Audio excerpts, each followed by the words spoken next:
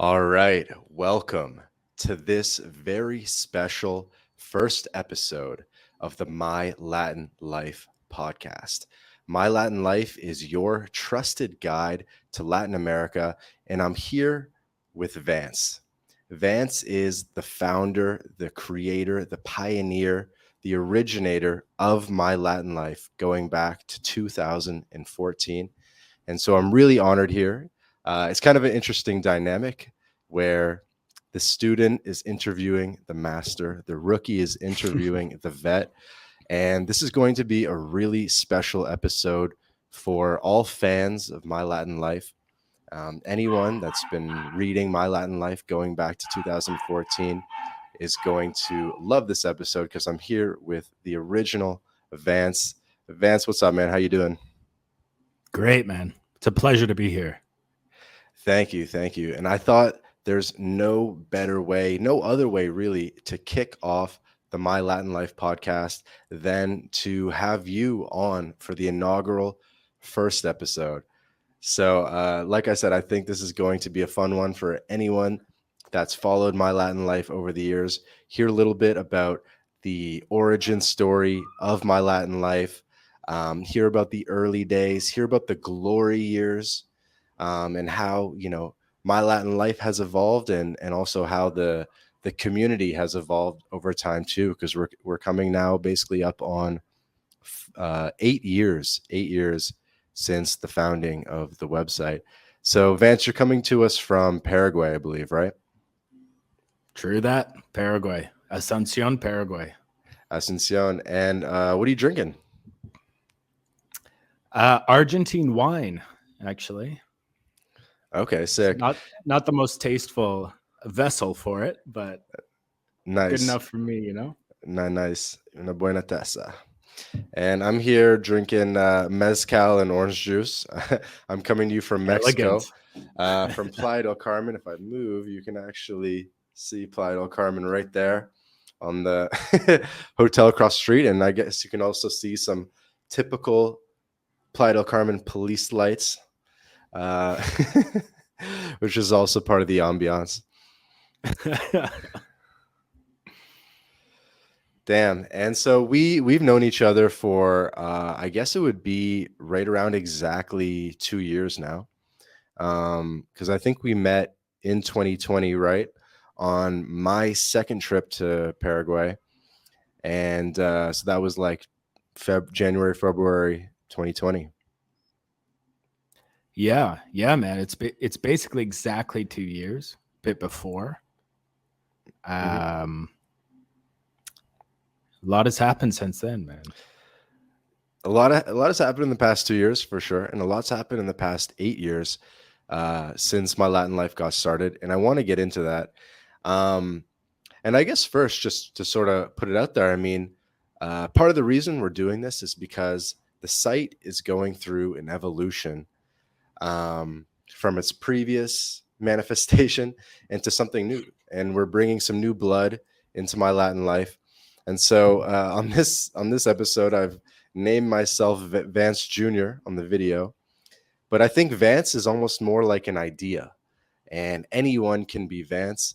And I remember when I would read the My Latin Life articles, I pictured myself as Vance. I pictured myself, in some dirty nightclub in Guatemala or whatever it was, Accurate. and I'd picture myself like navigating everything, learning the ins and outs of Colombia versus Brazil and this and that. And I think a lot of people had this experience where when they first came across My Latin Life, they didn't just read one article. They found it and they're like, whoa, what is this? And for me, at least, I probably stayed up till 5 a.m. reading the site, maybe read dozens of articles that the very first day. And then, the next week or two, it was all I would read. And I consumed probably every single article on the site. I was gleaning details about living in Latin America. I was gleaning details about the differences between cities and countries and cultures, and maybe picturing myself in these different places. What would it be like to go to Bolivia? What would it be like to go to Patagonia or to the center of Mexico? Things like that, and kind of putting myself in the shoes. And that's one of the things I liked about My Latin Life is it was never really super personality driven. It was never like a personality brand. And I always liked the sort of pseudo anonymous nature of it, which allowed basically anyone to be Vance and to step into those shoes. Yeah, I appreciate you for saying that, man. That was sort of the goal of it. I wanted to give the most objective perspective as I possibly could, I suppose, of the region, because I was new there myself, and I figured, all right, what I notice, other people will probably notice as well. Mm-hmm. And just did my best to interpret and compare with fresh eyes. And Mm-hmm. I suppose some of the stuff was a bit, it had colorful language, or however you might want to put it. Bit of a strange sort of description, but I think again that made it stand out from perhaps other sites out there. It was just yeah, Mm-hmm. a bit of personality in that sense. And I think there's really not been that many blogs or websites that I really, once I found it, I read it cover to cover. I think I probably did that with Mr. Money Mustache, if you've heard of that blog. I have Um, actually. yeah, another Canadian guy. And My Latin Life, of course, and really not too many more where I really just like read every article. I couldn't go to sleep until I read more. And I guess long story short, what we're doing now in 2022 is we're going to inject a little bit of new blood into the company, into My Latin Life. We're going to take it in a new direction. You, Vance, as the spiritual leader, the pioneer, you're sort of allowing me to step in and sort of take things in a bit of a new direction, talk about really advanced topics around living in Latin America, be it second passports, residencies, international taxation, investing in real estate, and all the rest of it. So it's going to be really, really interesting to see how the site sort of evolves from here on out. But I thought at the very beginning, just wanted to sort of thank you for giving me the blessing to continue the My Latin Life name, and also just sort of speak to how influential the site has been, not only for myself, but I'm sure for thousands of people around the world. Yeah, I appreciate that. I mean, it meant a lot to me when I first began it, and it was a great journey. And I do think the conversation now is shifting a bit more toward you do have a lot more people looking to relocate and live abroad, Mm-hmm. whether it be Latin America or anywhere else in the world for that matter. And I think there's a niche and a demand that needs to be filled in that respect. Mm-hmm. And hopefully My Latin Life is that niche in terms of Latin America. Excited for what's to come. For sure. And yeah, I think we'll come full circle and come back to this, but I really wanted to hear a bit more of the origin story on how My Latin Life got started back in 2014 and even earlier.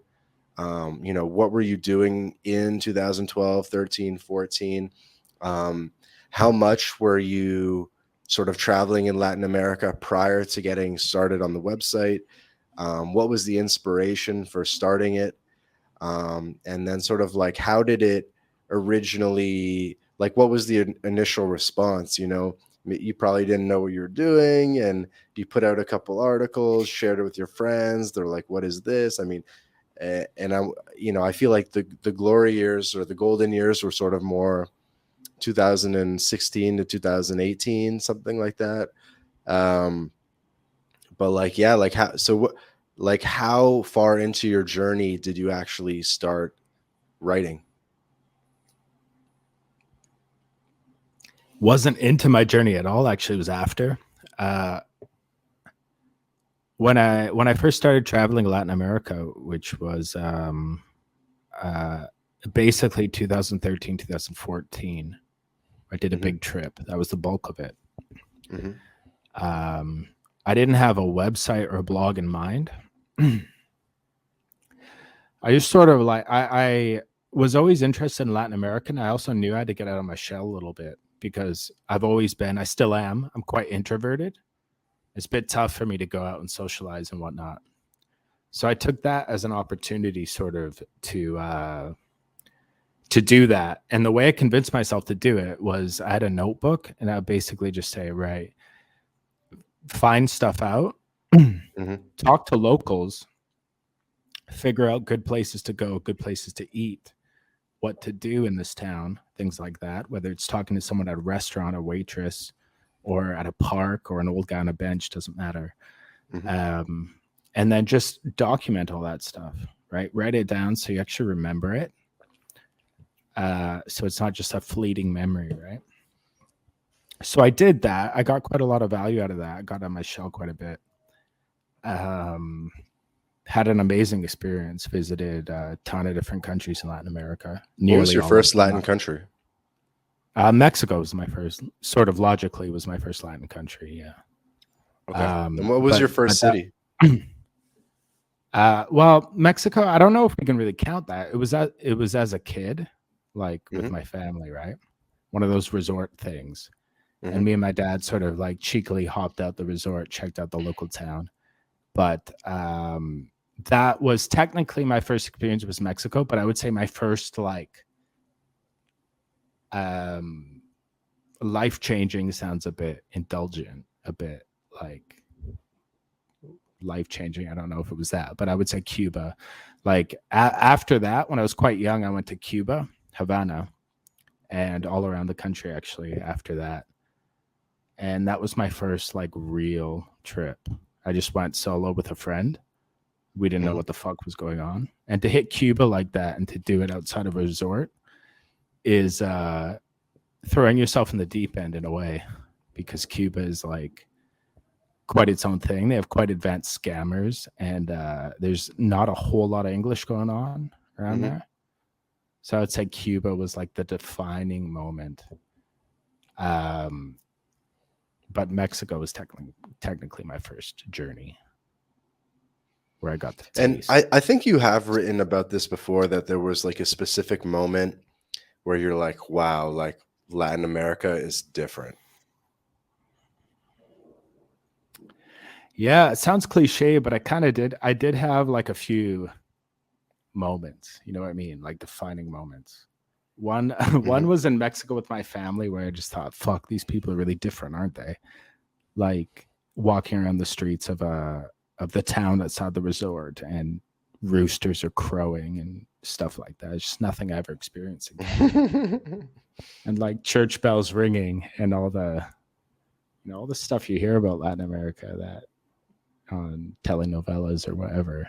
But I felt it, and I just like, oh, these people are quite interesting, live in a different way. Uh, but I do think the Cuba trip was really like fucking enlightening in a way. It was very frustrating, but at the same time, it was very interesting to see how they lived, and I guess that's what I was searching for at the time, just something a bit different, something a bit interesting. Hmm. And I would say that's what sent me off to basically do the whole fucking thing, like do the whole continent, just about. Uh, Long time ago now. It's giving me nostalgia to think about, but yeah, that was And it. how did you know that like Latin America was for you, and that you were sort of like committed to the region versus, do a little bit of Latin America, a little Europe, a little Asia, etc. Yeah, I don't know. I feel like almost a curse and a blessing. Like when I was like 13, man, I remember watching the foreign channel in Canada. I think it was called Omni, if you've heard of that. Yeah, sure. Yeah. Yeah, yeah, man. And like it timed it right as I got back from school. It was like in middle school. They'd play this Colombian telenovela called Sin Senos No Hay Paraíso, it's called. And Hmm. without breasts, there is no paradise for the non-Spanish speakers. Yeah, it's on Netflix. And I used, yeah, man, yeah, they've re-updated it and all. But I used to watch that shit and I'd just be fascinated.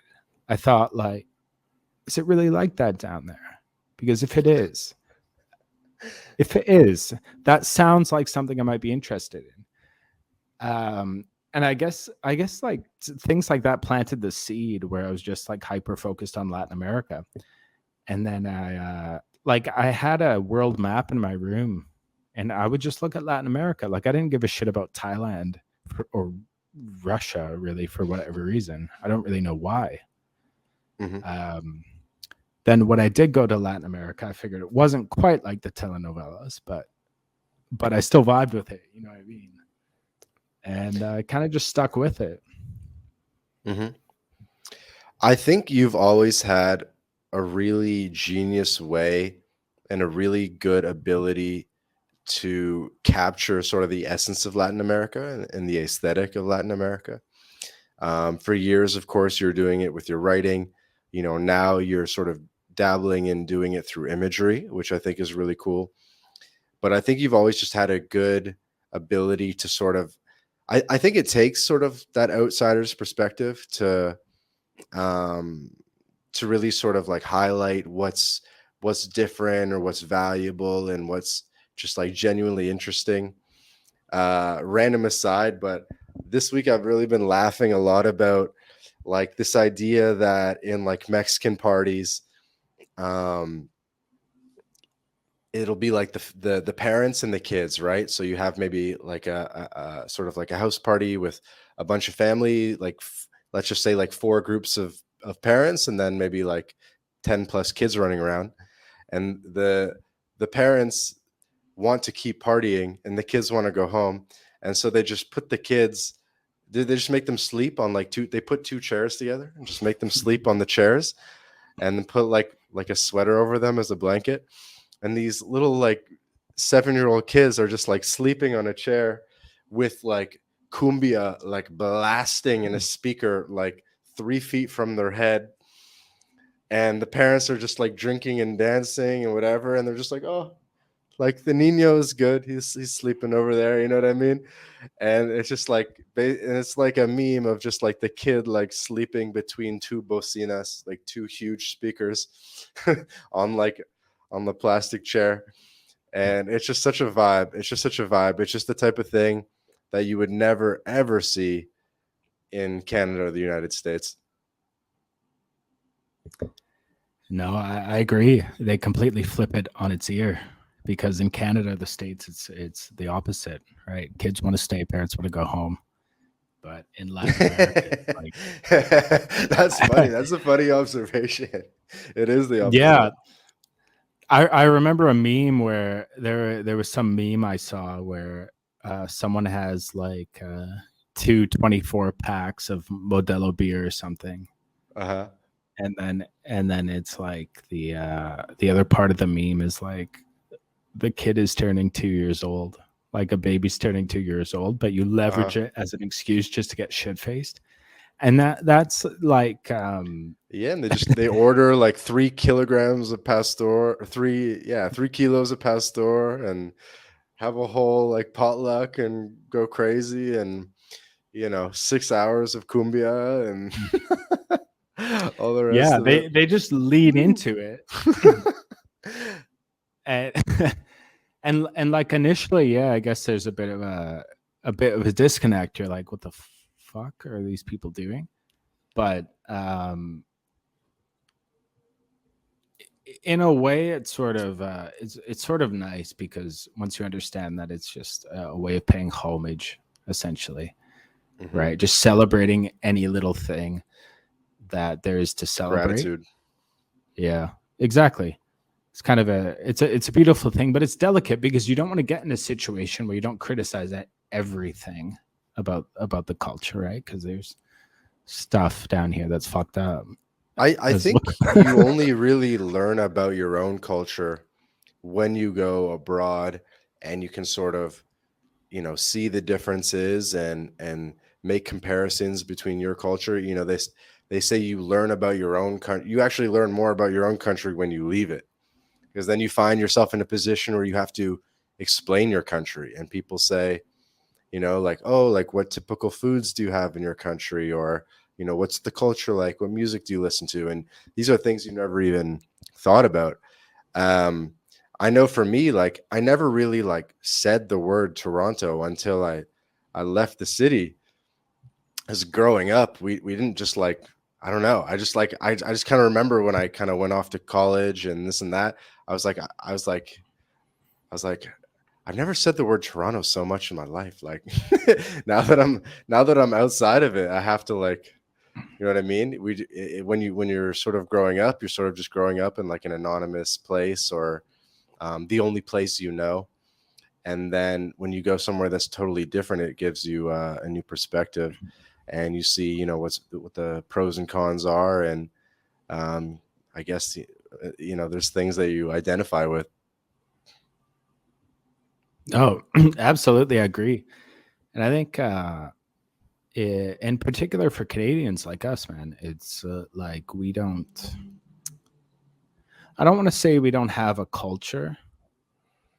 I would at least concede, like on the east coast of Canada, there is a bit more of a Canadian culture, Yeah. so to speak.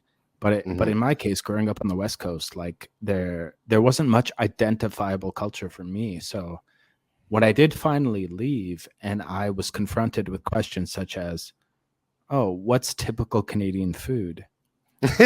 Uh, Like Nanaimo like, bars. yeah, like, yeah, exactly. Like, describe to me Canadian culture.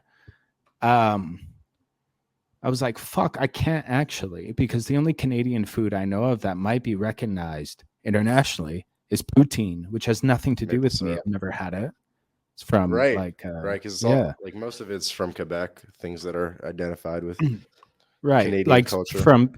from people who have like actually made an effort to preserve their own culture in a way. And so for me, that was sort of eye opening, where I was like, I don't really have a reference point to talk to you guys about what my culture is. Like, do I have a culture? Not quite on the level of existential crisis, but it made me think, because I spent a lot of time in Mexico, and they're very proud people, very proud of their culture. Hmm. And you see that, and it manifests itself daily almost in what they eat, the A lot slang they is use. governed by tradition or inspired by tradition. Whereas, Yeah. like, I guess in Canada, it's all like malleable. Like, it's really sort of more up to like the family, or I don't know. Just there's not like layers of like tradition. It's hard to explain. Yeah, I mean, it's not to say we don't care about our family or family values or anything like that, but we don't quite have like the historical depth that's been preserved about like what Canadian food is, traditional Canadian dance. Do we have it? If we do, I don't know. Um, so that was sort of interesting, and sort of, I'll say, like, How quite good? beautiful in a way. How much of it, like, is how much of the appeal of Latin America to you is sort of like the singing and dancing and like the artistic element of it? Admittedly, not much, but because I'm not much of a singer or dancer, I would say that that kind of stuff came after, where I saw their appreciation for that sort of stuff on a cultural level. And I was like, oh, that's quite nice. But initially, my interest for Latin America was like either inexplicable or very superficial, based on seeing telenovelas with good-looking women. I just thought, oh, it's quite nice. They have cute little houses. They seem to Everyone seems to be friends. That seems like a nice environment. Um, but in terms of like the music and singing, initially it wasn't a thing. It came after that I got quite interested in like the music, um, in Hmm. which you might be referring to, because I share that sort of stuff quite a lot on social media. So, but that was like that wasn't an initial draw for me. Okay, no, and that's interesting because I kind of suspected that that was the case. That you're not like the biggest reggaeton guy or whatever. For me, it kind of was that way where, like, you know, the first time I went to like a nightclub in Mexico, I was like, this is sick. Like, people are actually dancing. People are actually like kind of, I don't want to say doing what they're supposed to do, but yeah, kind of like Basically, yeah. socializing with like letting loose, socializing with new people, really like truly enjoying themselves instead of it just being like a judgment fest that it would be in like a Canadian nightclub where it's all just like I don't even know. It's hard to Yeah. explain. No, man. I You do explained want it quite to well. actually switch gears though, because we could talk about culture stuff for a while. Um, so let's get back into sort of like the origin of my Latin life, and I also just want to hear sort of like the growth story and how it grew, how much of it. I mean, so what was like the initial response when you put out your first articles, and was the was like the vibe or the frame, like how did the brand sort of like evolve over time? I imagine it was like a little bit different in 2014, or was it always just sort of like palm trees and this and that? Well, in terms of the growth trajectory, at least, I think what helped me was I didn't expect anything from it, and you hear that a lot. Like I think in terms of a website or really anything you're doing, if you have too much expectation for like growth or stardom, you just get discouraged quite fast. So basically, all I was doing is I was putting up articles. I didn't know if they were any good. I just kept doing it, and I wasn't checking the analytics or anything. One day I checked them, and I was like, "Oh, it's actually like 100 people a month are visiting," sort of thing, and kept going that way, 100 people a and month. kept yeah, like after a few months, a few articles published, and then I just kind of kept going, man. Just kept plugging Hmm. away, writing about what I thought was like quite silly and insignificant stuff. But I had my journal, so I did have it all written, and that's where the I did city guides, like describing uh, where to go or cost of living in particular cities. I had it all written out,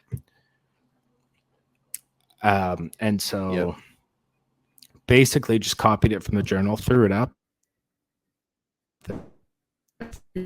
As well put it on the internet if you have it, and then after time people started looking at it.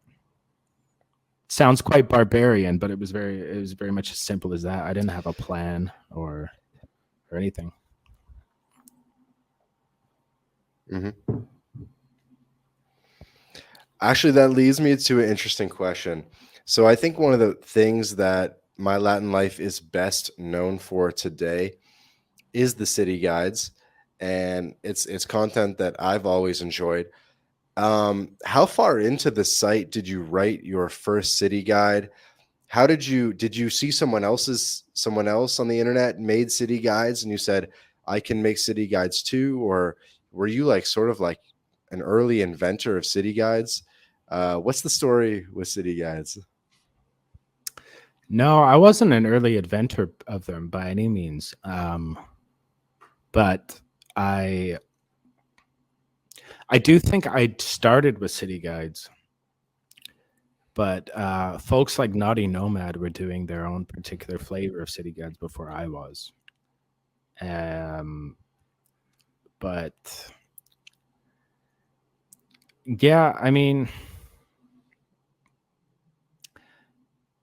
I just sort of figured that people would want to know different things about different cities, first and foremost, because it's what I wanted to know.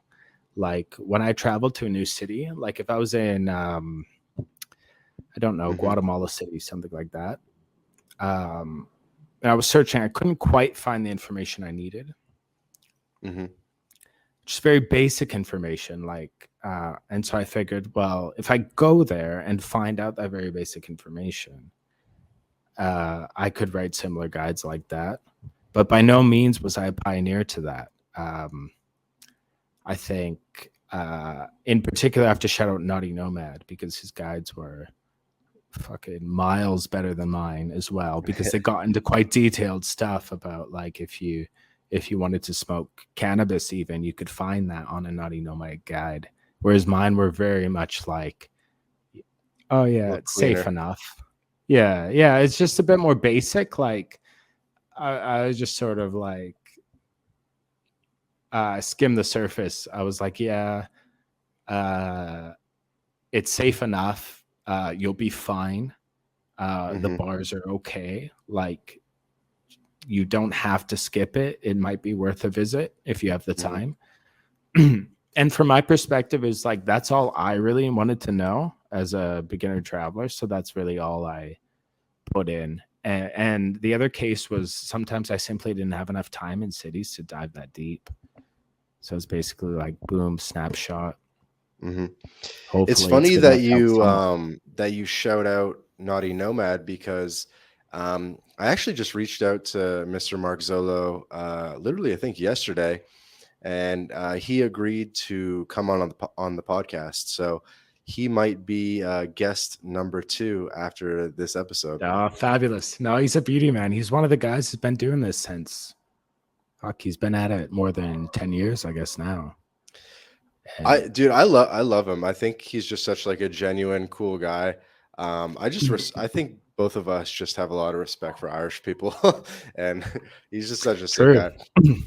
He's such a charming man, a charming, good looking man. And like, he did the, he sort of did the whole, I mean, he touched on like picking up women and all that as well, right? But he did it quite tastefully, and perhaps that it helps. He's Irish, he's got a charming accent, and all the rest.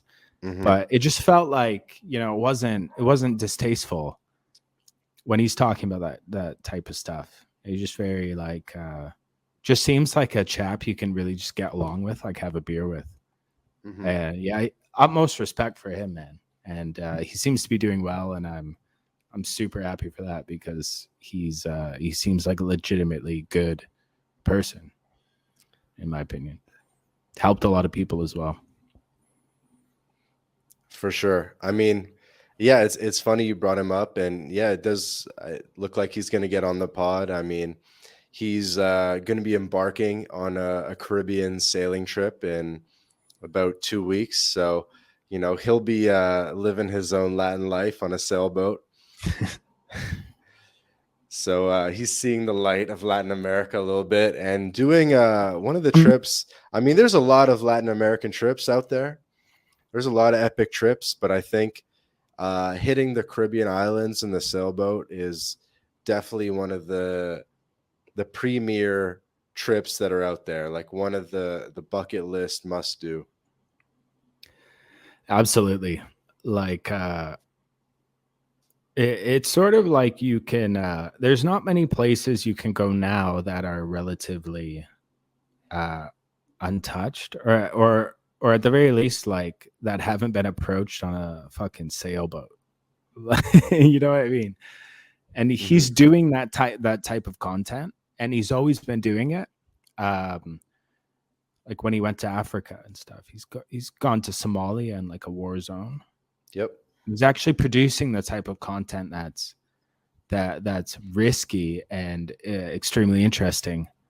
Um, whereas, uh, not to cut my own self down, but my content was like, yeah, shit, I went here and I did some very normal stuff, and it just happened that no one had covered it. Um, but you know, there's levels to this game, and I think he's. I hope he keeps it up. Is all I can say. No, absolutely. I think it's good timing as well because he's turning over a new leaf. He put that post out in the last days of 2021, right around New Year's, saying, "Hey, in 2022, Mark Zolo's turning over a new leaf. He's turning 35. He's moving on to bigger and better things or taking things in a new direction." And then, of course, here at My Latin Life, I guess, we're turning over a new leaf too, and we're taking things in a new direction too. And I think a lot of the community is growing up. I mean, there's always going to be new entrants in the community that um, I think that's actually part of the typical evolution of a digital nomad or of someone that's starting to live abroad. I see it a lot here in Playa del Carmen, Mexico, where the first the first sort of step in your growth as a digital nomad, the first step is you're like, oh my God, I'm free.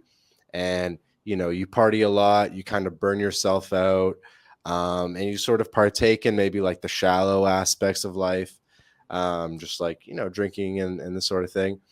And then at some point you say, oh, okay, this, what I've been doing isn't sustainable, but I'm glad I got it out of my system. And now I'm going to sort of move on to sort of the second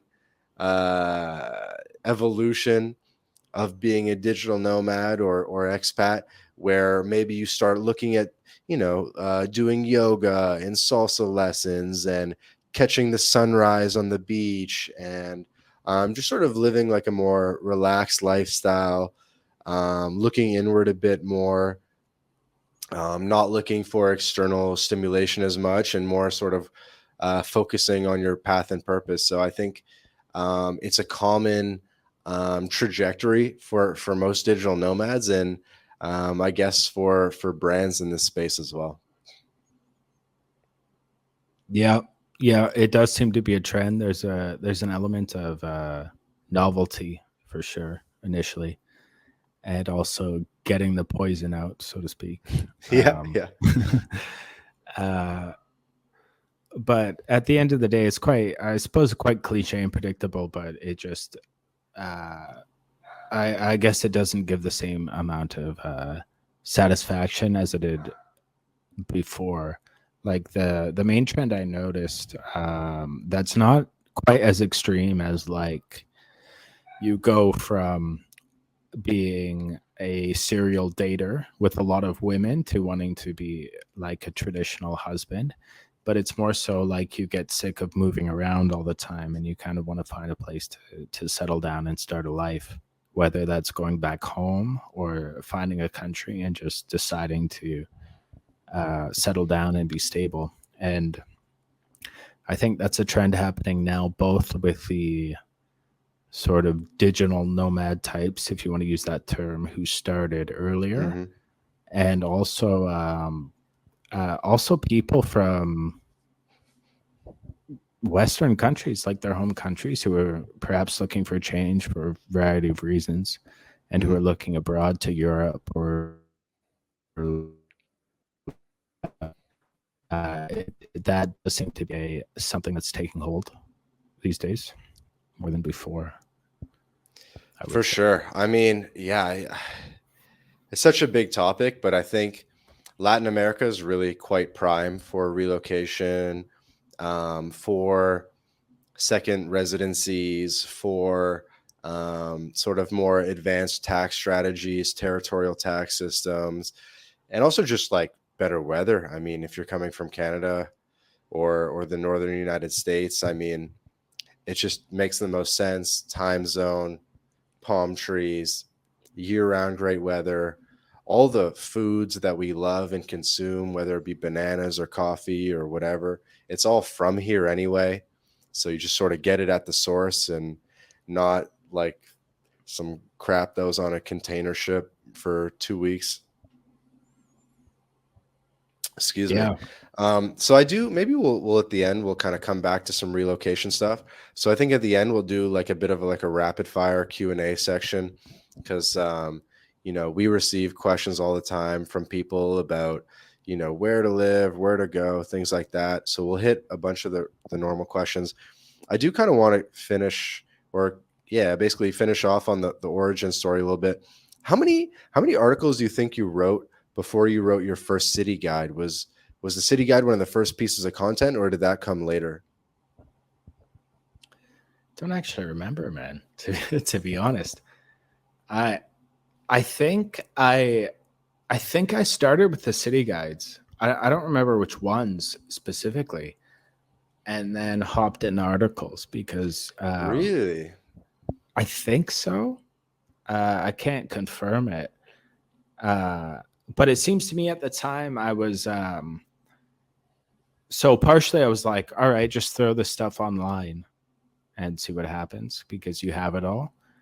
But I was also like kind of conscious of I was barely conscious, but conscious of things like, well, people have to see it and read it. So things like SEO. Um so I think it was sort of like I think I pumped out like a few city guides on a couple Hmm. cities that were like low that I figured people might be able to see in Google. And then I did certain articles like if you look at the blog, like whatever the earliest article is, that's Hmm. probably quite close to the time I started the blog in general. But don't That's know, man. crazy. So you sort of started with city guides and then started peppering in other articles, which makes me think. I mean, did you ever like contribute city guides to like some forums or other websites first, and then said, you know what, why don't I put this on my own platform? Or were you like, was that ever a thought? No, no, not really. I was just like, I had this pal of mine named Josh, and I was just talking. I was like, what if I just write this shit on the internet? And he's like, yeah, fuck it, do it. He's like, all right, I'll do it. And it was basically that. It was later that I became aware of, like, more aware of that some other sites were doing it, like certain forums were talking about going abroad and whatnot. Hmm. Um, and I became aware of Naughty Nomad, actually, to refer him again. Lots of shout outs for that man on this podcast. And I think he probably did influence a little bit of the way I structured the guides after I realized, all right, there's someone else doing this Hmm. successful. Um, but no, honestly, no, I didn't. I didn't do any promotion of any kind at all. Yes, that's a good question. So in terms of growth, was it all like SEO, or were you incorporating other growth strategies at that time back in 14, 15, 16? All by the grace of God and Google, my friend, because I was not apt. I was not apt at social media whatsoever. I did start a Twitter account. I don't remember quite when. Maybe like 2015, 2016. But I was Hmm. not like uh, looking to grow my site really. I was just looking to fuck around for the most part. Just one technically, but I'm really promoting. It was any growth I had, it was thanks to shout outs of other kind people who had online platforms or just Hmm. whatever love Google gave me. And that's how it grew. I basically just kind of wrote how I write, wrote as much as I wanted to, made sure Hmm. I got enough stuff out there, and then it compounded from that. So perhaps that could be motivation for others. Although the game has changed a bit now, it's a bit harder to start a website or a blog type website rather and have it grow. Slightly harder than it was before, but as long as you keep at it, I think you'll garner some attention for anyone out there listening who might have a unique perspective about life or travel, who's thinking about doing something similar. Definitely. And how did you come up with the name My Latin Life? Because I think it's just such a great name. I think it really sort of captures the essence super well. Like, just My Latin Life, you can sort of conjure up the idea of like, oh my God, like I could have my own Latin life. I could be out there in the palm trees and the sand and all that. And, there's these days, there's all these like generic names like international citizen or whatever, but they don't have the same ring to me that My Latin Life has, and it just rolls off the tongue. And I mean, how did you come up with that? I don't know, man. Just pissing out of my ass, basically. Like I didn't give it, I didn't give it much thought or attention. Um, I quite like the alliteration of Latin life. Like you have two The L's there. LL. Yeah. Yeah. But I had a couple people come to me after like through Twitter, and they're saying, "Oh, you should have named it like your Latin life to identify more with the audience, like so they could envision it more." But I don't know. There's a lot in a name. I agree, and whether or not my Latin life is a good name, I still don't know. But at the end of the day, the way people found my stuff was just through searching stuff on Google. I doubt many of them, unless they became long-term fans, even remembered the the name. I am quite satisfied and happy to hear that you like it though, because when you're the individual naming something, you don't know if it's good or shit. Hmm. To be honest, you can't really tell. You know what I mean?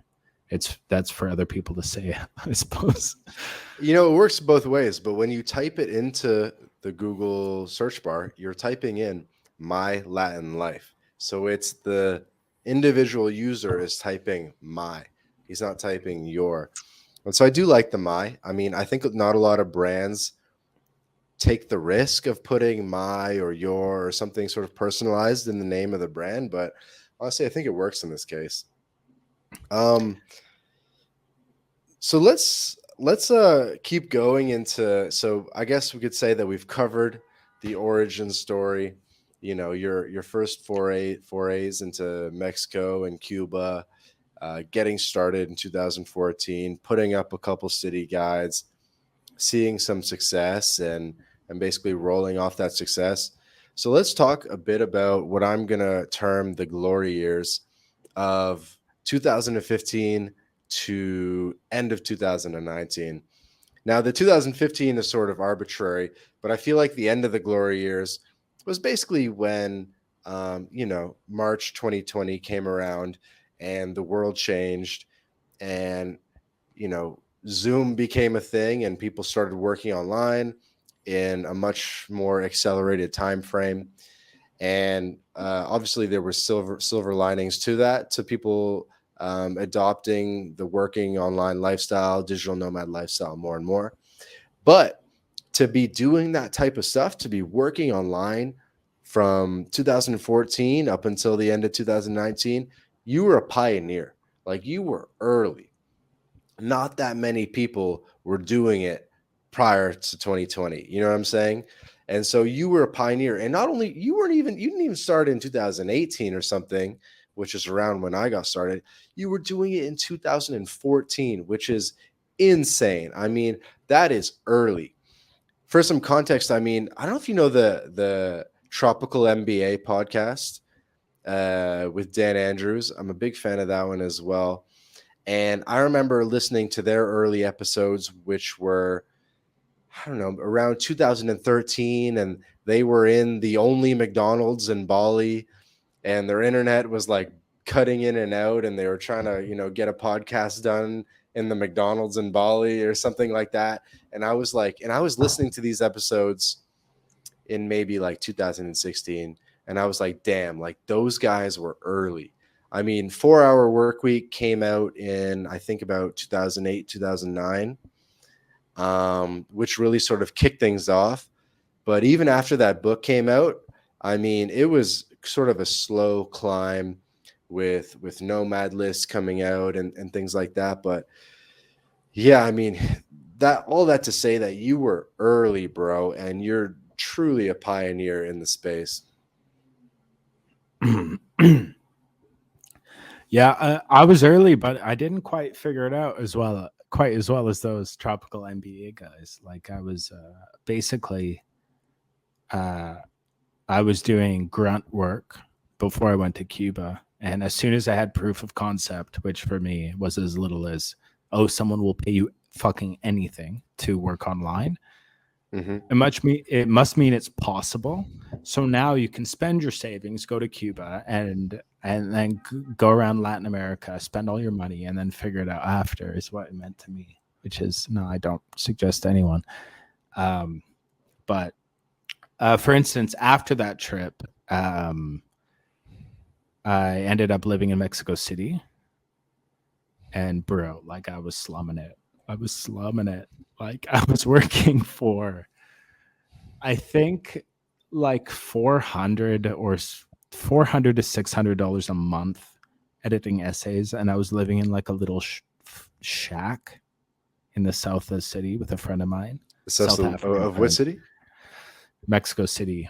It's Yep. because I did like the big trip to throughout Latin America. I spent all the money. I spent all the money I'd saved, and Hmm. then instead of like doing something like logical, like hanging out at my parents' house, perhaps, or I just said no. I'm gonna just like leave again quite quickly. So I went to Mexico City with no money. I was working editing essays for like $400 to $600 a month, and then I recruited a South African friend who I knew from Canada to come down with me, who was also broke as fuck, working online. And yeah, so for the first 6 months of that, it was just like I wouldn't wish it on anyone really. It was just like it was just like quite embarrassing. It's not even a struggle story. Like it's not even one of those stories where you can be proud of, where you're like, oh, I rose from poverty, like real poverty. It's like, no, we just chose poverty, and we're just like quite being bums. And yeah, so it was hard at first. And if you're trying to leverage like a an online business, I highly suggest you don't just start completely without any contacts or remote. Like ideally you're working, things are different now, of course, like you could work remote for Microsoft or remote Hmm. for anyone due Not to back the then. COVID situation. But back then it was like I was just like, yeah, I'll go. I have this, like I edit essays for Chinese students, I'll be all right. No, bro. Like it's not the way to go about it. Like you can't just go about it cold. You should have like a proper plan at the very least, or you should be working for a proper company that's like employing you with certain benefits and whatnot. So, long story short, like yeah, you say I was a pioneer. I appreciate you saying that, but and I guess in a certain sense it's true, but in reality, it was like I just feel like a retard, basically, as opposed to a pioneer for doing I what I mean, did. maybe it's a little bit of both, but you were definitely a pioneer. I mean, a lot of these countries looked very different in 2015, and the reaction from the locals to foreigners, to gringos coming in, was very different back then. And it's going to be a little bit different country to country. Obviously, Colombia comes to mind as a place that has changed a lot. But I mean, back in the day, people were just like, it sounds kind of not great to say, but I bet for a lot of people back in 2015, 16, 17, you were like the first gringo, first Canadian these people had ever met. And you know what I mean? It's a crazy day to day experience when you're just trying to go to the store to get some water and a pack of gum or something. And people are just like looking at you with like the brightest eyes, and they're just like, you know what I mean? And it's a whole different thing, obviously. And also there was just less resources online.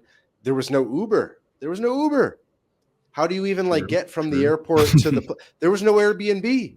That's probably the two biggest things that have changed everything about traveling as a digital nomad, as an expat, working online, etc. Airbnb and Uber, because now you can just book your thing online, you take your Uber from the airport, and it's quite a seamless process. There's really not even that much interaction with locals. And when there is, it's almost just sort of in like a very like service capacity. You don't even have to talk to them really. But back in the day, you had to like back in 2015, 2017, I mean, you had to, were you even like booking accommodation ahead of time? Were you on like hotels.com and like booking a hotel? Or were you just sort of like, maybe you do that for a bit, you pull up to a neighborhood and then you start writing down people's phone numbers from like a sign in the window type thing. You know what I mean? How do you get from the airport? There's no Uber. You're going to take a city bus or maybe a cab, and there's like language issues and things like that. So it was a much more high friction and badass thing to do to be in these places prior to Uber and Airbnb. True. It was different. I hesitate to come off as like holier than thou, but you're correct. Like in 2013, 2014, when I was doing my big trip, it was quite different. In the sense that you had to hail actual taxis. There was no Uber, and if there were smartphones, I wasn't using one, for instance. So Mm-hmm. that made things a bit more complicated. BlackBerry. I think I had a Nokia, like a brick Nokia. But Doesn't surprise me. yeah, knowing me. But at the same time, like, yes, I do suppose it was more difficult, but I don't know. It still wasn't that difficult. Do you know what I'm saying? Like, I have taken like pot shots at people saying like, "Oh, like, could you even get around if there's an Uber?" on occasion. But again, it's like shit really wasn't that hard back in 2013 or 14 either. It's certainly much easier now, but it's not like I'm some sort of like it is like brave adventure, man. Like you go to the bus terminal, you get a bus. You get a hotel. The only difference is like maybe you have to go to some like Expedia instead of Airbnb. And also I hesitate to speak against it because I benefit from that shit, man. Like I use Airbnb now, and I use Uber or Cabify or Beat or whatever there might be. But at the same time, I do understand your point, and I do understand the sort of resentment, because to make travel more accessible, you get more people who perhaps would have refrained from traveling before for very legitimate reasons. Perhaps because they're afraid of certain things, and then once you have all those people flooding into different places, it does change I suppose the dynamic of a place, as cliche as that might sound. So you do have a lot more people now traveling who weren't previously traveling. I will concede that, but people that can self like holier than thou or braver for traveling fucking what was only about 7 years prior to today's date, because shit really wasn't that different or that much harder in reality. Yeah, and I think that's one of the things that is cool about Latin America is, as much as it's different, it's quite the same, and it's quite navigable. And there is like a sense of familiarity that I think Canadians and Americans will feel in Latin America. That, to me at least, in some ways, it feels more familiar than even say like England or France. You know what I mean? Yeah, absolutely. And I do think once you get the language down, you're obviously not going to nail a lot of the cultural nuances that will come later. Like if you're in a 2-year relationship with a woman, you might discover a whole lot of cultural nuances that were invisible to you before, despite having known the language. But if you do know the language, at the very least, you can make friends and you can get around adequately, competently. Language learning does make a big difference. Like being here in Paraguay, I'm fortunate enough, due to all my experience down here, that I speak Spanish reasonably well. But if I didn't, I'm inclined to think I'd be fucked here, or shit would be like very hard to do even basic tasks. Because to encounter somebody who speaks English, if they're educated and working in professional capacity. But if you just want to get like a SIM card without speaking Spanish here, I feel like that would be insurmountable challenge almost to somebody who has no Spanish ability. So that does make a difference, I would say. Random side question. If you had to rank the top 3 Latin countries by English speaking ability, other than maybe Belize, I mean, what would it be? What are the top 3?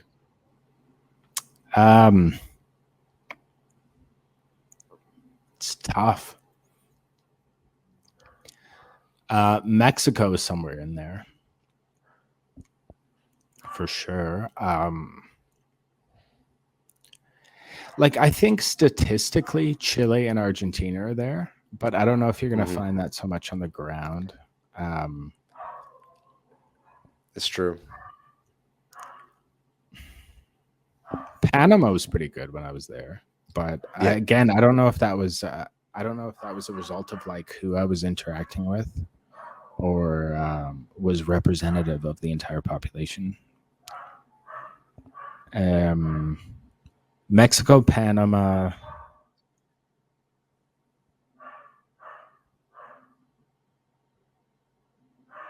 I guess I'd say Argentina or Chile. I don't know. It's hard. I don't really know because I was sort of stumbling through interactions through my first trip when I didn't know any Spanish. And then after I learned it, I just never really messed with English. So I don't really know who's speaking it, who's not speaking it. So it's kind of true. Once you reach like a certain level. Yeah. But I agree. I would say with you. Mexico. I'd say Mexico and Panama would definitely be top 2. And then third spot is a bit of a free for all between maybe Argentina, Chile, Colombia. Yeah. Like all those, they're kind of the same. Like even in Peru, I encountered Guatemala. I don't even know.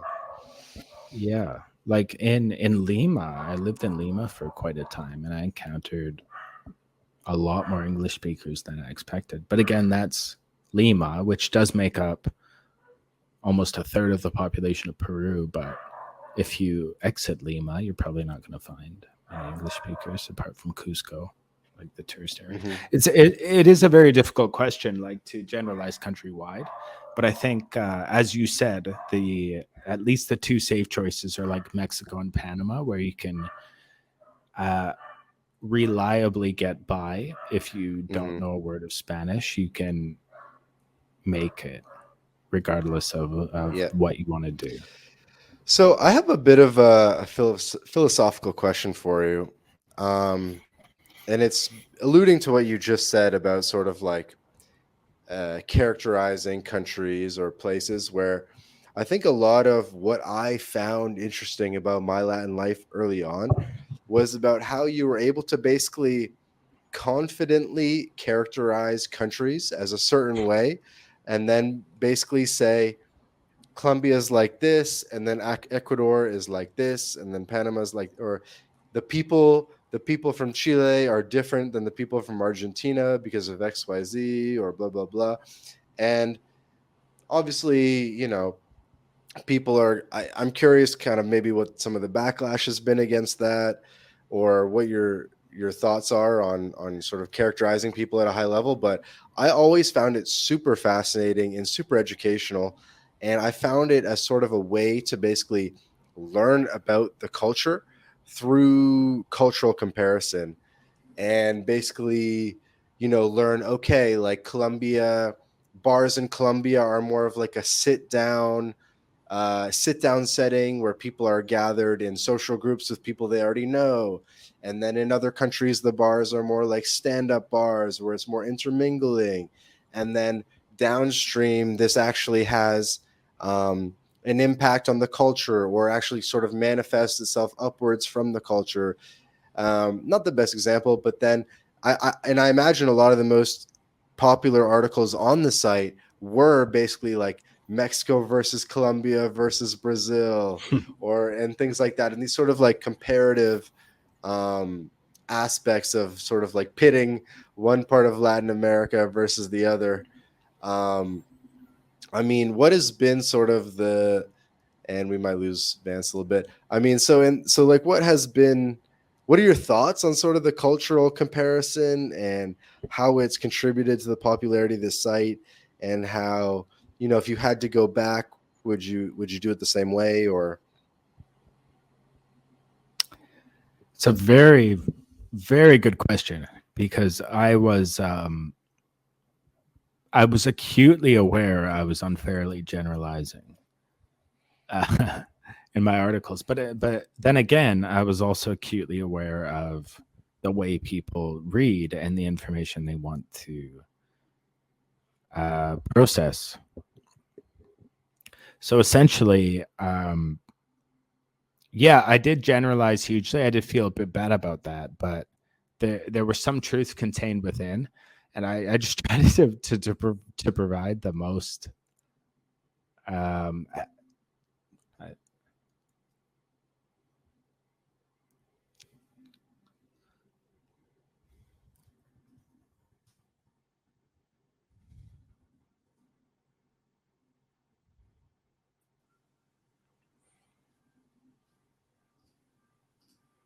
we back?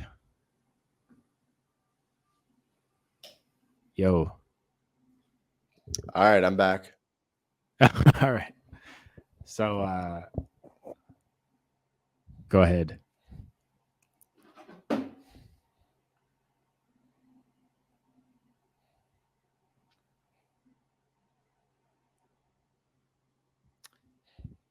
So right, you are were we back? you yeah, I think we're good.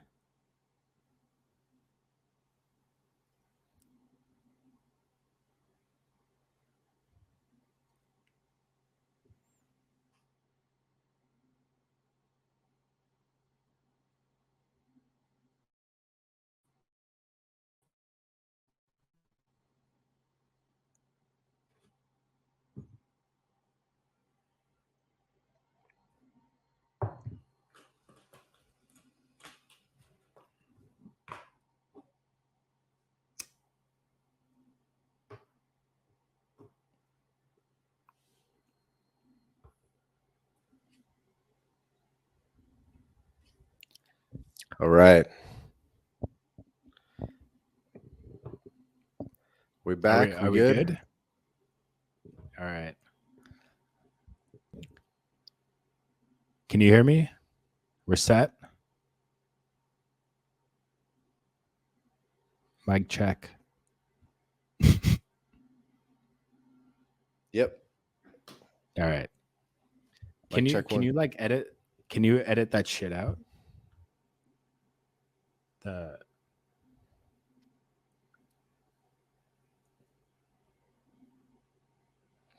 All right, I think we're good.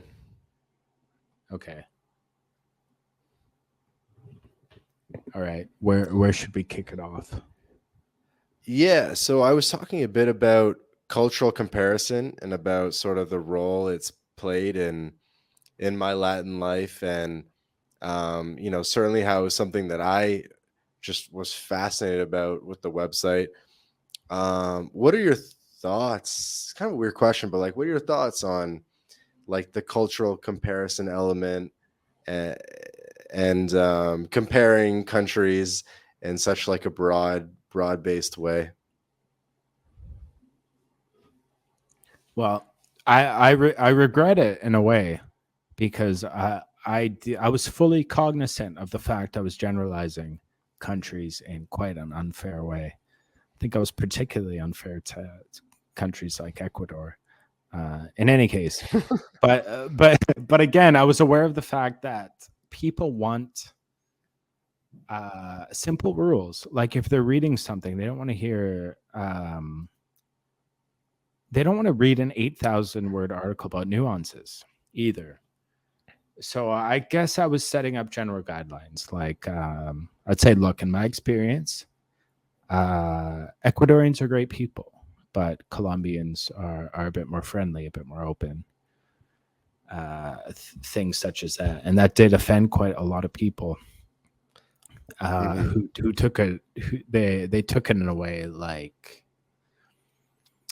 um, that I was saying, I was giving sort of a over encompassing definition of all of the citizens of Ecuador, for Hmm. instance. Or if I'd say, oh, perhaps it's a bit easier to get a date in Mexico than it is in Panama or whatever it might be. Um, but there's a struggle there because obviously, yeah, there are things that come down to an individual level. I mean, we're all human. We're not all defined by our culture or what have you.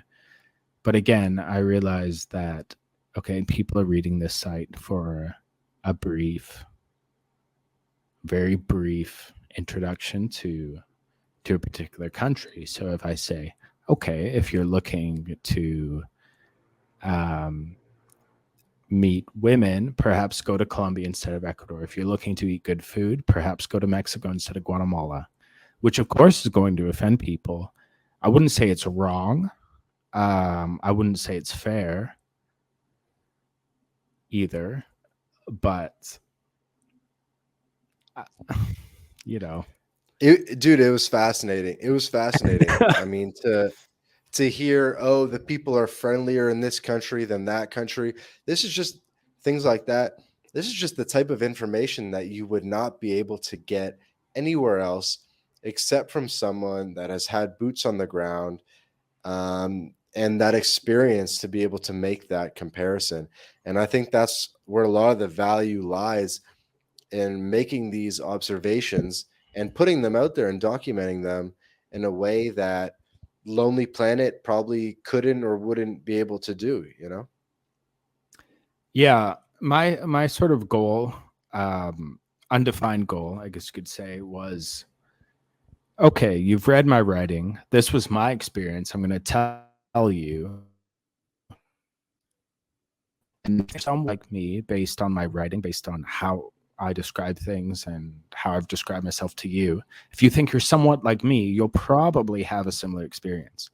Hmm. What I didn't want was the very general information that you would find in the aforementioned Lonely Planet or International Living, where it was basically like, oh, yeah, it's great. Everything's great. I kind of wanted to be like, well, this is what I found here. And I will concede that I did probably unfairly extrapolate that by saying like, if you're in, like if you're in Quito, I hate to keep picking on Ecuador, but fuck It's a it, funny one. whatever. But I was just like, oh, if you're in Quito, like the room bit like strange and standoffish compared to if you're in Bogota, which is also a mountain city, where they were more friendly and normal in my experience. And basically, I was just saying that it's like that's what I found. Hmm. Um, and I had hoped people would kind of take it with a grain of salt and just being like, well, I can relate to this guy. I like his content. Maybe I'm sort of like him, and maybe I'll see the same. That's all you can do, really, because I mean, my personality is very different, and my physical attributes as well are very different from other people's. So no one's going to have the exact same experience. And I've had plenty of people email me saying, "What are you talking about? I had horrible luck in Colombia." With women or what have you. It doesn't have to be about women, obviously, but any sort of thing like, oh, I found the people horrible in Guatemala, and you said they were nice. What's going on? Are you a liar? Hmm. It's just like there's a limit to what you can do, right? Like I just sort of talked about my experience and placed it in that framework and hoped it would help other people, but Yeah, I think if it comes from firsthand experience, I mean, how can you deny that?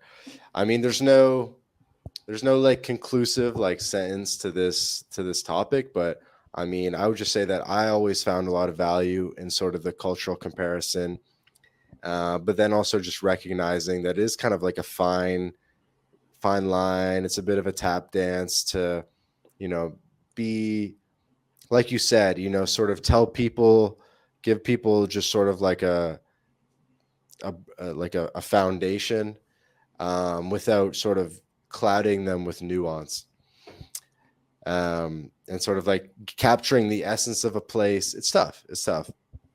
Um, Switching gears a bit to another question that we sort of alluded to a bit, which is that you over the years have gotten so many emails from people appreciative of the help and guidance that you've given, telling people where to go to Latin America, helping them navigate the day to day of it, helping people sort of enrich their cultural experience and dive deeper into the culture, and sort of come out on the other end successfully and, dominating their environment, or sort of just at least successfully navigating their environment. I mean, how many, like, you must be one of the most well connected people in the community of, I guess, Latin American enthusiasts, I think is fair to say.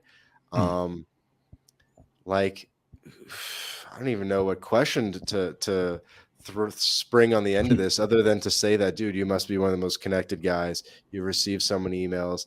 um Random question: have you got any like celebrity fan mail? I haven't. I had one. I did have one incident though. Like it was a guy who emailed me, um, saying, "Oh, I'm a director or producer or something like that, Mm-hmm. and I'd like to discuss with you like your Latin American experience or whatever." It wasn't a very convincing email. Mm-hmm. Um, this was like not long after I started. Like the blog had started getting traction, so it was back in the day, I guess you could say. And he left his name and his email handle and everything. And then a year after that, and like I searched his email, and it did happen. He was an actual real director. Like he wasn't like Martin Scorsese or like David Cameron, or but he was on IMDb and had actually directed movies. It's close as I've come. But he seemed like a real guy. Um, but no, it's just quite a lot of, it was either fan mail or hate mail. It was What's the it wasn't ratio? much in between, except for that one guy where I was like, oh, that fucking imagine if you made a movie about me. That was like sort of a fleeting 10-second moment where I thought, how that would have been hilarious. He was the closest I got to fame, but the rest of it was either I love your stuff, or I wish you would put a gun in your mouth and pull the fucking trigger. Was the other side of it. Well, dude, I think big shout out to you, because I think you've probably individually, one-on-one, responded to thousands of emails from people all over the world with questions about Latin America, and you've done it without asking for anything in return. You've, genuinely been helping people for years and years, the better part of a decade, responding to questions and sort of just pro bono helping people, putting some good karma out in the world. It's unbelievable. I mean, I feel like there's a lot of people that would actually take a bullet for you, or just, there's not a lot of people out there online that are so giving and charitable. I appreciate that. I think more of it is that Latin America was, and perhaps still is, seen as a bit of a boogeyman because you get the cartel news and about how dangerous it is. And I think more so than the content of what I was writing and the Hmm. information it gave, it was more just giving people like reassuring people that it's fine. It's fine to come here and travel and just chill out. Nothing bad is likely to happen to you if you're reasonably careful, Hmm. uh, unless you're acting outlandish or something. You'll probably be fine. And I think more so than that, it was just people realizing, like, oh, hey, maybe I can do this too because this dude who's writing this stuff seems Exactly. normal, seems like me. Exactly. as opposed to like the intel I gave, which admittedly I don't think was anything special. Like if I were to look back on the site and look at my guides, I'm like, this shit doesn't really tell people that much. But I think more so than that, it was just the fact that, all right, there's a guy down here doing this. I might be able to do this as well Yep. without If he can do it, I the can fear of do it. danger. I think a lot of Exactly. that Yeah. subcontext is like, it's okay, bro. It's fine. You'll survive. People have done it. Because I think people need that reassurance and a little bit of reference experience. Because if you were to just book a flight to Bogota with like literally zero knowledge of anyone having done it beforehand, um, I don't. It's a very different dynamic than if you sort of read about someone that's done it and they have articles about how to find an apartment and what are the best neighborhoods, where to stay, top things to do, um, and a couple of things that you might not find in a traditional Lonely Planet book. Yeah, it's just realizing that the barrier to entry is actually quite low. Hmm. Like coming down here and vacationing or staying for a few months or even living here is not the most difficult thing in the world, and you can do it without problems. Like I'm here in Paraguay that no one knows anything about. It sounds like quite an intimidating country to most people, I assume, because it's unknown.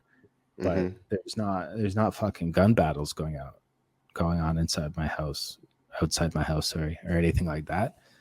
And it's just sort of, yeah, I think the value of the blog was just like, here's a normal guy Hmm. um who's traveling and staying in different countries, and it just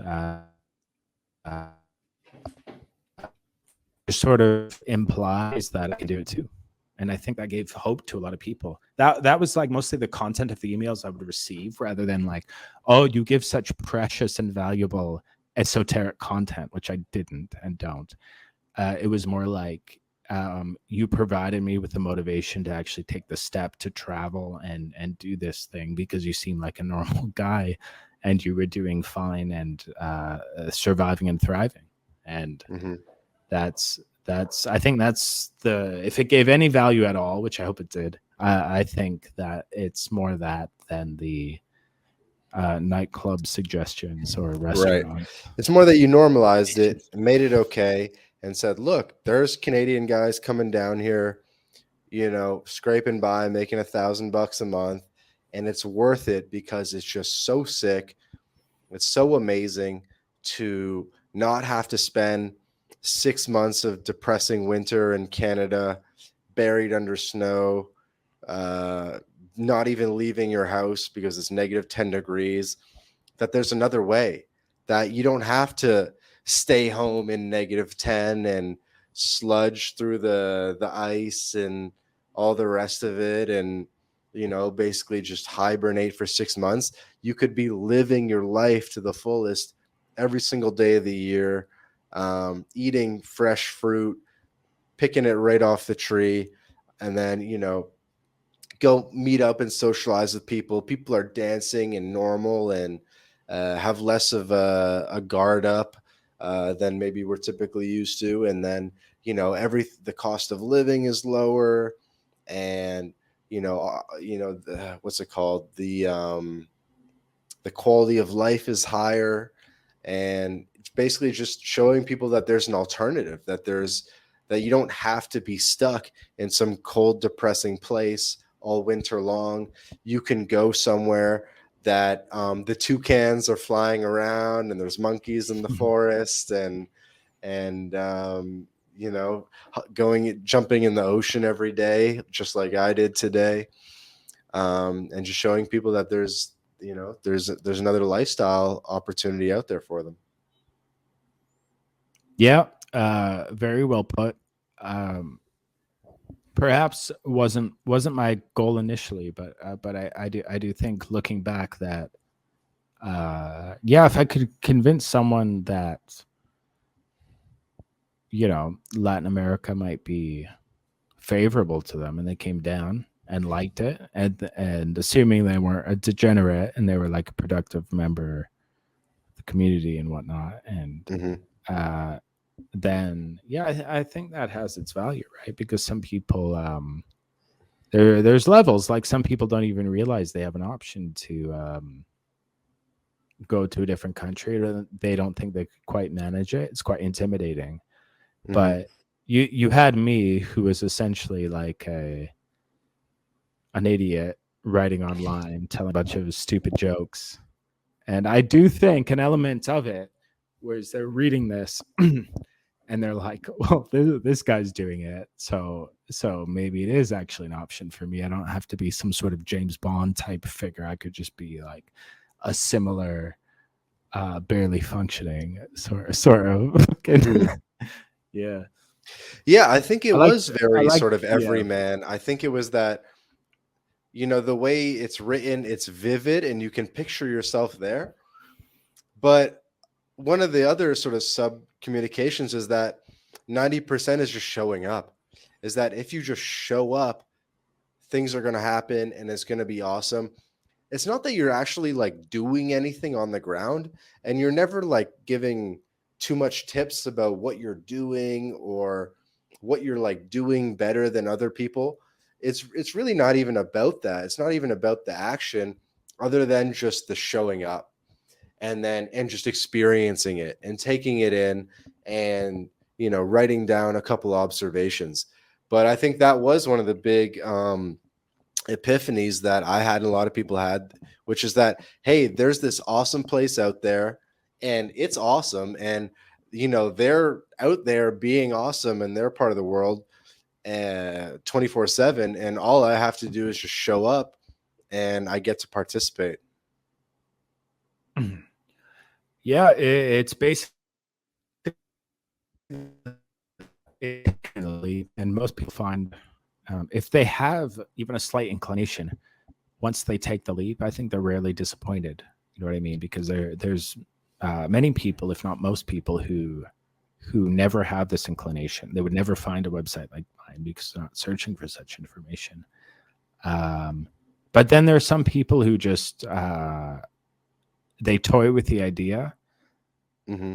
and they it might be for them, but they need a push. And in my opinion, like websites like International Living, or I don't know the other ones, but they're a bit too hard to connect with in a way. It A was just bit, sort of like, a bit. yeah, It's not general, personalized enough.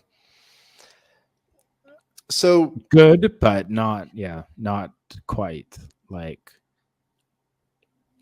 a bit too mhm. idealistic, perhaps. I don't know. I'm not sure. So we covered basically the glory years 2015 to 2019, when there weren't too many people doing this. You were a pioneer basically everywhere you went. Ultimately, it was pretty smooth. Even prior to Uber and Airbnb, everything was pretty smooth. You were still able to get around. It was familiar, but it was different enough to be exciting. And it was just a really good time to be there. And now the world's kind of changed. More and more people have uh, switched to working online, have adopted a digital nomad lifestyle, adopted a multiple income source lifestyle, and I guess just society as a whole is much more open now to the idea of relocation, of the idea of having multiple passports, the idea of having multiple bases, the idea of having maybe a summer and a winter home, the idea that the place that you grew up might not necessarily be the world's best place, and that there's greener pastures out there. And I think we've seen the community evolve a bit as well. I think back then it was more about doing like a swoop, like basically like taking the summer off, or taking a month off and going down and immersing yourself for like a month, but then maybe coming back to Canada, US, Europe, or whatever to sort of make money, save money, and then go back down again and do like another little adventure. And I think we've seen more of a push now towards people actually relocating permanently and going all the way to basically, signing up in a country, getting a residency permit, getting a driver's license, and being like, look, I live in this new place.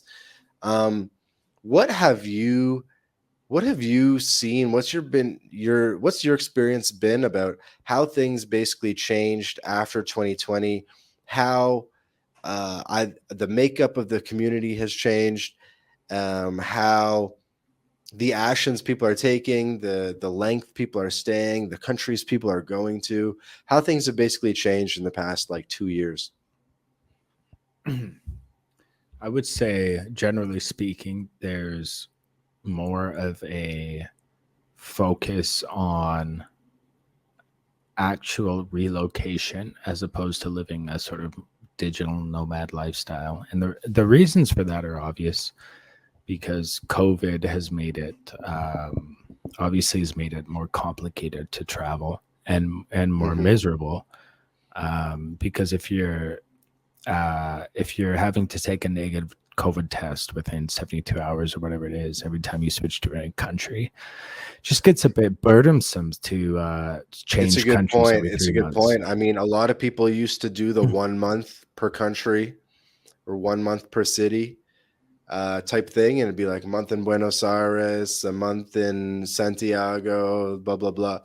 And I think you're right. People are saying, you know what, that's honestly a huge hassle, and we're now looking more at like 3 to 6 month stays per place.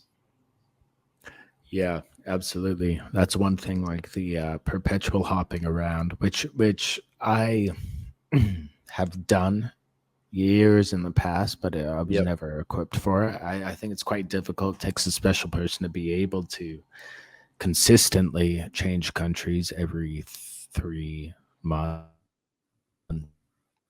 Mm-hmm. It's quite an unstable life. Um, but even more so now, it's there's that. It's perhaps not natural, in my opinion, on one hand. And on the other hand, it's difficult. Like if you're not vaccinated, you're prevented from entering a lot of countries now. Even if you are vaccinated, you need to get a negative test because of, well, Right. we won't get into that. We won't get into that.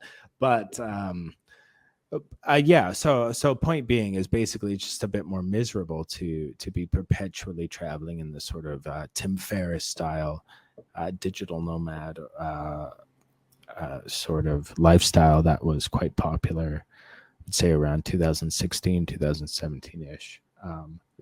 And then you have other people who disagree with certain policies in their own countries who are looking to move abroad more permanently, which wasn't as big a thing before 2019. And so, in essence, I think the major shift has been the perpetual traveler, digital nomad visiting 6 countries a year has declined. But what has increased is people who are actually looking to build a life and build a home in a different country. I see a big increase in that. Yep. Here in Paraguay, like you have a lot of South Africans and a lot of Germans who are coming in right now and getting the residency. Russians as well. Yep. The people who process of residencies are it's the busiest they've seen in years. They tell me. So that's and this is Paraguay. Like imagine Mexico, right? Like Paraguay is not a particularly desirable country, whereas Mexico and Panama are. And so I imagine they're experiencing that similar sort of influx of people looking to relocate and get actual permanent residencies for a long-term lifestyle. I think that's a major change, is the shift away from digital nomadism and actually like, I'm going to live in another country and raise my kids here, etc. Yeah. I imagine if you looked at like the Google trend of like second passport, second residency, whatever, I bet it's just extremely up and to the right. And I again, wouldn't hats off say. to you and hats off to My Latin Life that you had articles about getting residency in Guatemala or XYZ place even prior to March 2020. You were looking at residency stuff back even years ago, opening people up to the opportunity of this. I think we won't get into this in this discussion, but both of us have taken steps in that direction of sort of internationalizing our lifestyles in a more concrete way, and like setting up bases around the world, which I think is a really exciting topic. Yeah, yeah, absolutely. I think it's becoming more mainstream to do that in a way. Um, I don't know what's going to happen in the future, but I think this trend is not going to go away within the next couple of years at least. People seem to be looking at other options for living, and Latin America seems to be obviously one of those options. That's a trend that can no longer be denied, I think. And yeah, I if any sort of resource, be it YouTube, be it a website or anything else, can help with that, I think it's quite important right now. For sure, man. Yeah. Um, Maybe now let's get into like a little bit of like a Q&A, like rapid fire a little bit. What Latin American countries have you not been to? I miss Bolivia. Um, Suriname, yeah, I missed all those, man. Guyana, I missed, French Guyana. I missed French Guyana. I missed Suriname. I missed Guyana. I haven't been there.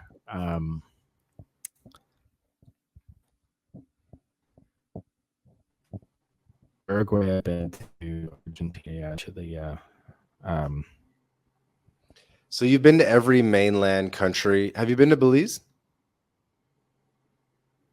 no, no, I have not actually. I've not been to Belize. It's no, I've not been to Belize. But it's like if to, I don't know what counts as Latin America. Like is I guess it's defined as like the language group. So Haiti is also Latin America, I guess. And I've not been there either. Yeah, I would just say like countries in the Americas then. Right. Yeah. Yeah. No, I'm missing You you yeah, you I've not you've been to done Belize. pretty much every single one though, other than the Belize and then the three on top of Brazil. Yeah, like the three weird countries that speak English, Let's do it, Dutch, bro. and Let's do it. You French. know what? Let's go to Bolivia, bro. Let's go to Bolivia.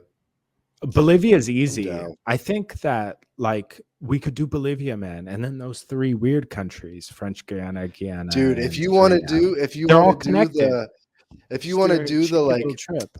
if you want to do the nightcap tour or like the Latin America victory lap tour where you knock out the weird ones, I I'm need down, to. bro. I'm down, Yeah, I bro. need to. And it's all like where I am now, it's so temptingly close because Bolivia, you just hop up from Paraguay, obviously. Yep. And then you have Suriname, Guyana, and French Guyana, and they're all connected. Like you just have to keep going and then you tick them off. Yeah, we got to do it, brother. I'm down, bro. All right, next question. Latin America and Brazil. So Brazil is basically its own animal. And it's almost hard to talk about Latin America and Brazil in the same sentence or to sort of lump Brazil into Latin America. In a lot of ways you can, in a lot of ways it's its own beast. I know that you have a special affinity for Brazil and sort of the Brazilian aesthetic and 1970s photos of girls on the beach in Rio with coconuts and all Among that. other things, yeah. Yeah, I think anyone would agree is Brazil is completely its own thing. Um, yeah, it's a magical country, and well, this might get me in trouble, but I think you can make vague comparisons with the rest of Latin America. Um, Brazil is kind of like you said, its own unique entity. Hmm. Um, I guess like Dominican Republic, you can kind of like link with Brazil in certain similarities, but Really, uh, similarities for I, sure. I would, in a way, like the zest for life, for lack of a better term. My vocabulary escapes me, but just like the way they are, like the Makes me quite laugh. like free sort of. But the thing about comparing any Latin American country is like they're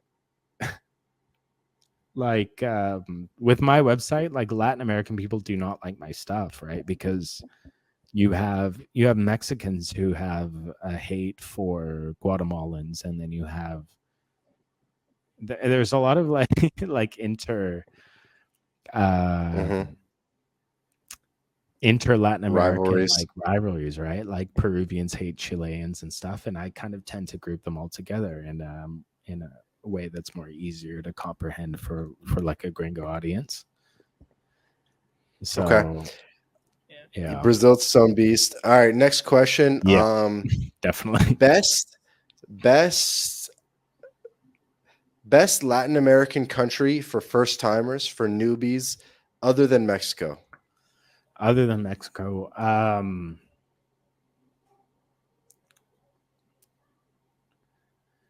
I'm inclined to say Colombia, but it does sort of depend what they're looking for because Panama is, for example, like Panama's a safer country overall, I would say, and English levels are a bit better, I would say, but you would have more fun in Colombia, I'd be inclined to say. But it's a hard question to answer. Yeah.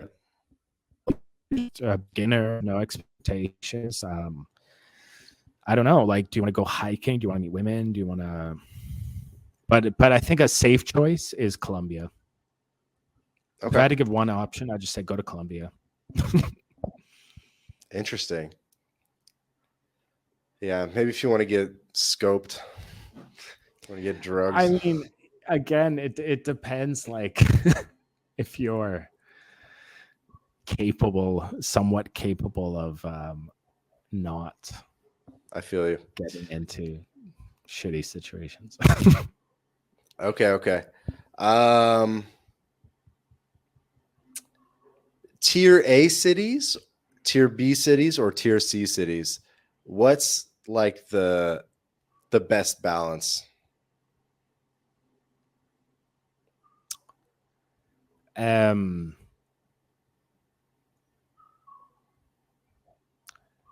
think if you're in a tier A city with a lot of people, you can get a lot off the energy. You can sort of vibe off the energy of that. Mhm. And that's particularly important if you're new to a region like South America, Central America, or something. Like you want to feel that sort of energy. Whereas if you if you first arrive to Latin America and you go to a small town with horses and nothing going on, you might be just sort of confused and disoriented. But if you go to a major city, you're going to encounter people who speak English, and there's going to be like good-looking men or pretty women in skirts and whatnot, and you'll be able to sort of like find your jam. So I Yeah. guess I would say tier A cities. For me now, it's not so much that I prefer like a mid-sized city or a smaller city personally, but for beginners at least, I would say probably start in a bigger city or a beach town like Cancun or whatever. Right. Because I Same mean, tier difference. A cities in Latin America are pretty intimidating places as well. I mean, they're huge. Mm. They're all like mega cities, like Yeah, 20 million because people. you fly in and you shit yourself. You fly in for the first time, you're looking at it, you're like, holy fuck, what have I gotten myself into, right? flying to Mexico City, and you're like, what? Buenos Holy Aires shit! or Lima or Bogota, and you're like, this place is Any, huge. yeah, and you're freaking out. But once you get in your little neighborhood, Hmm. I think it's better after even the first day. Like the first afternoon, you walk out and you see birds chirping and the trees and whatnot. Like you kind of chill out. But I remember even myself flying into like my first time flying into big cities. Even the first few times, I was like, got a bit of a shake. You know what I mean? I'm like, oh, Hmm. how am I going to manage this? But then on the All ground, it's right. completely different. All right. Next question. Why Paraguay? For me, it's the people, man. People are super nice and friendly. Remind me of Canadians a little bit. Uh, Understated, just content to chill. Uh, I love the weather. Like if I'm in 40-degree heat, I'm completely pleased. Uh, which is weird. I Uh-huh. know, but um, I'm weird in that sense. Like I can tell you why I like Paraguay, and the people are exceptionally friendly. They're super easygoing. It's amazingly easy to meet friends. The food is excellent. The produce is fresh. The meat is good. Um, Sun's always out. But would I recommend it to a first timer? Fuck no, I wouldn't. I can't because Right. one, if you don't speak Spanish, it's going to be very difficult because you don't meet many English speakers here, and you're certainly not going to meet one in a normal place. Like your taxi driver's not going to speak it. The grocery clerk is not going to speak it. Another thing, like certain utilities, like here in the summer, the power goes out frequently. Um, I've just caught dengue. A lot of people aren't going to be super stoked to come to a place where dengue is a risk. But that said, um, the people here are remarkable. Like they're amazingly friendly. They'll make you feel. They'll do whatever they can to make you feel at home. Yep. The weather, the food. That's why I choose it, but it's not perfect. I suppose is my answer. Hmm. Hmm. Any questions you have for me? um, how you been doing in Playa, man? Playa's been fun, man. Playa's always good. I mean, it's a good balance. There's a reason why it's popular. You can. It's a walkable town. You can walk to the beach. It starts to feel familiar very fast. The food options are incredible. Like the diversity of food, prices are good. Um, and it's just a convenient place. I mean, the Cancun airport, maybe you saw the stats. Cancun became the world's second most popular airport in the world after Dubai, whereas a year or two ago, it was like barely in the top 10. So there's been a lot of growth here. Is, is Quintana Roo or Playa my long term home? I don't know. I mean, I think it's weird to like live full time in a hurricane zone. A reason I've always felt a way about Miami and thought I could never build a future in Miami because I thought, how can you like how can you like, build something in a place where you're basically just a sitting duck and literally every single year you just get wrecked by these like category fives. And I get that like you can, have a car and like dip and come back a week later or something when the power comes back on, but I don't know. Something just seems like very like fragile about it. And I don't know how I feel about like being in Mexico. And it becomes like it becomes a survival scenario, literally, where it's like we need water, we need food, there's no electricity.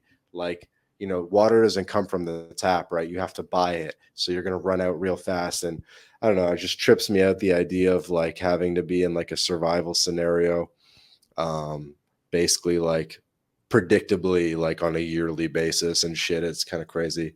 But anyway, but overall, I mean, Playa is sick. I mean, the digital nomad community is unreal. Obviously, Playa has like, doubled or tripled in size compared to when I first started coming here a few years ago. The popularity has increased dramatically just due to the freedom that people have here. And a lot of the people I met back in 2018 and whatnot are still here, and they're still around several years later. People from all over the world, which is quite uncommon in sort of like a nomad community, for people to still be sort of like coming through many years later. So obviously an awesome community, and I'm almost kind of looking for the next Playa. I know what a couple of those are, so maybe I'll throw it back to you. Like, what would you say if you had to say, like, what are the top 5 digital nomad communities in Latin America? I think Playa del Carmen and Medellin are probably on that list. What else? What do you think are sort of the top digital nomad communities? I think absolutely Playa del Carmen, and by extension, like anywhere In the Riviera around Maya, there, such as Tulum, yeah. Tulum, Cancun. We can group them all together. Medellin for Cozumel, sure. yeah. Yeah. I would say it's sort of strange. You have pockets. Like I remember going to Boquete, Panama. It's Yep. like it's a beautiful mountain town, like 60% foreign. I don't know like population wise, but like density wise, as terms of like a retirement destination, I would have to throw that in there. Let's Or do Panama retirement next. by Let's keep it extension. on. Let's keep it on digital nomads, and then I'll hit you the same list Yeah. for retirement. Shit. All right. So Yeah. Digital nomads. I would say Medellin, Playa del Carmen, probably even Mexico City at this point, or Mexico as yeah, a country in yeah, general, because the yeah, amount of that have been flooding into Mexico has just been astronomical for sure. post COVID. Yeah, you could probably put like Oaxaca, Puerto Escondido, Sayulita, Vallarta, Puerto Vallarta on that list. Definitely quite a few spots in Mexico. Obviously, Condesa and everything in Mexico City. Oh yeah. What else? Yeah, like if we're just talking cities, I'd put them all in Mexico, but since that's boring, I would say what do we got? Like Medellin, Playa, Mexico City. Buenos Aires.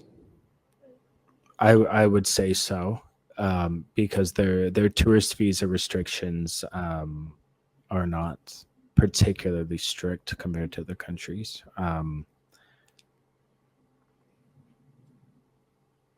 Yeah, that would be a big one. Rio. I don't know Rio. Yeah, Rio and also South Brazil is always going to be full of foreigners. I just Floripa. struggle to think like, yeah, Floripa, and the rest of South Brazil, but in particular Floripa. But if you're asking cities, it's like they're all in Mexico, bro, right now. I'd say It's a all quick shortcut Mexico. would be look at the list of Selena locations, and I would say pretty much every place with a Selena. Selena is a chain of basically Yeah, hotels the that hostel are things. It's like a hostel hotel that's partly geared towards digital nomads. They all have co-working spaces with high quality internet, and so they sort of cater to digital nomads in that way. So you could sort of go on the Selena website, selina.com probably, and just look at their list of locations. They probably have a good like 40 to 50, if not more, in Latin America. And if you look at that, that'll give you a good indication of some of the digital nomad hotspots, I would say. Yeah, Costa Rica, and it, Puerto yeah, Viejo, Costa exactly. Rica, I was just gonna say it would be. I would be Bocas. remiss, obviously, not to mention Costa Rica, because that's a principal place where younger people as well, but particularly like older retirees are flooding to. it hasn't really changed. It's always going to be Panama, Costa Rica, Mexico, Brazil, Colombia, Colombia. Yeah, I don't see that ever changing because countries like, Bolivia, Guatemala has its share, but it's just never going to Antigua, compare. Ecuador is a player. Like a lot of retirees are in Cuenca, more for instance. retirees. Yeah, Cuenca. Yeah, Cuenca's a big city for sure. When I was in So, Cuenca, what would you I say saw are the tons. what would you say would be the top 5 retiree spots for expats? Oh, yeah, that's a good question. I would say again, I would say Cuenca for sure. Um, Boquete, yeah, that's another one. maybe Santa Marta. Maybe because it's sort of like you get to a point where you're sort of debating like what a retiree might want Hmm. versus what a younger person might want, and when you get into like Colombia, Medellin kind of works for both. Santa Marta, maybe. Um, I'd say Costa but Rica and Panama are just huge, like random, yeah, like beach towns in Costa Rica. I'd say are mostly like half expats, if not more. yeah. Like I suppose this question, the safe choices would be like ex beach town Costa Rica, Boquete Panama, Cuenca Ecuador, like what's it called?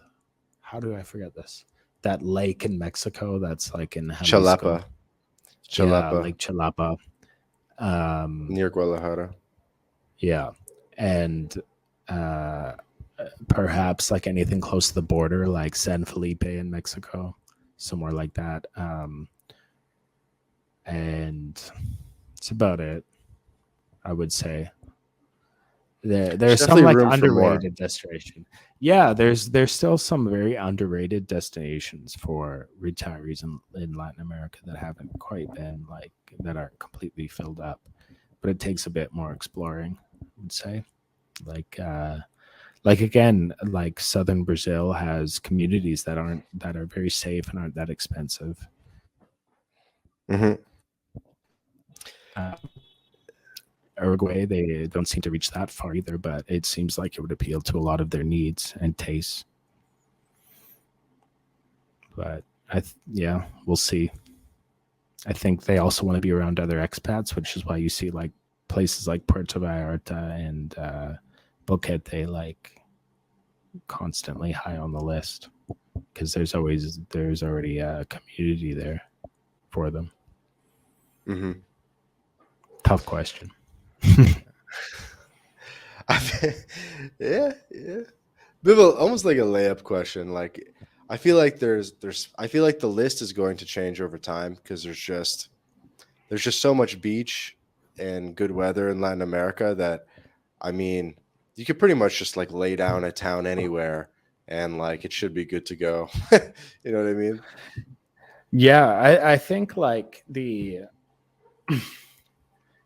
layup answer to a layup question would be like just find a small beach town in Mexico that's closest to wherever you live in the United States. You know what I mean? Because Closest to an chances are airport. they'd be like quite happy there, and a lot have done that like in Rosario or like Ensenada and stuff. But if you want to get into the more like esoteric stuff, then Hmm. yeah, Boquete is like medium level, and then if you get to down to like certain beach towns in Uruguay and I guess in Brazil, you're going at like an advanced level of retiree. Don't know. Hmm. For sure. Damn, I could go forever. Talking about different stuff. I mean, is there anything else that you think we should cover?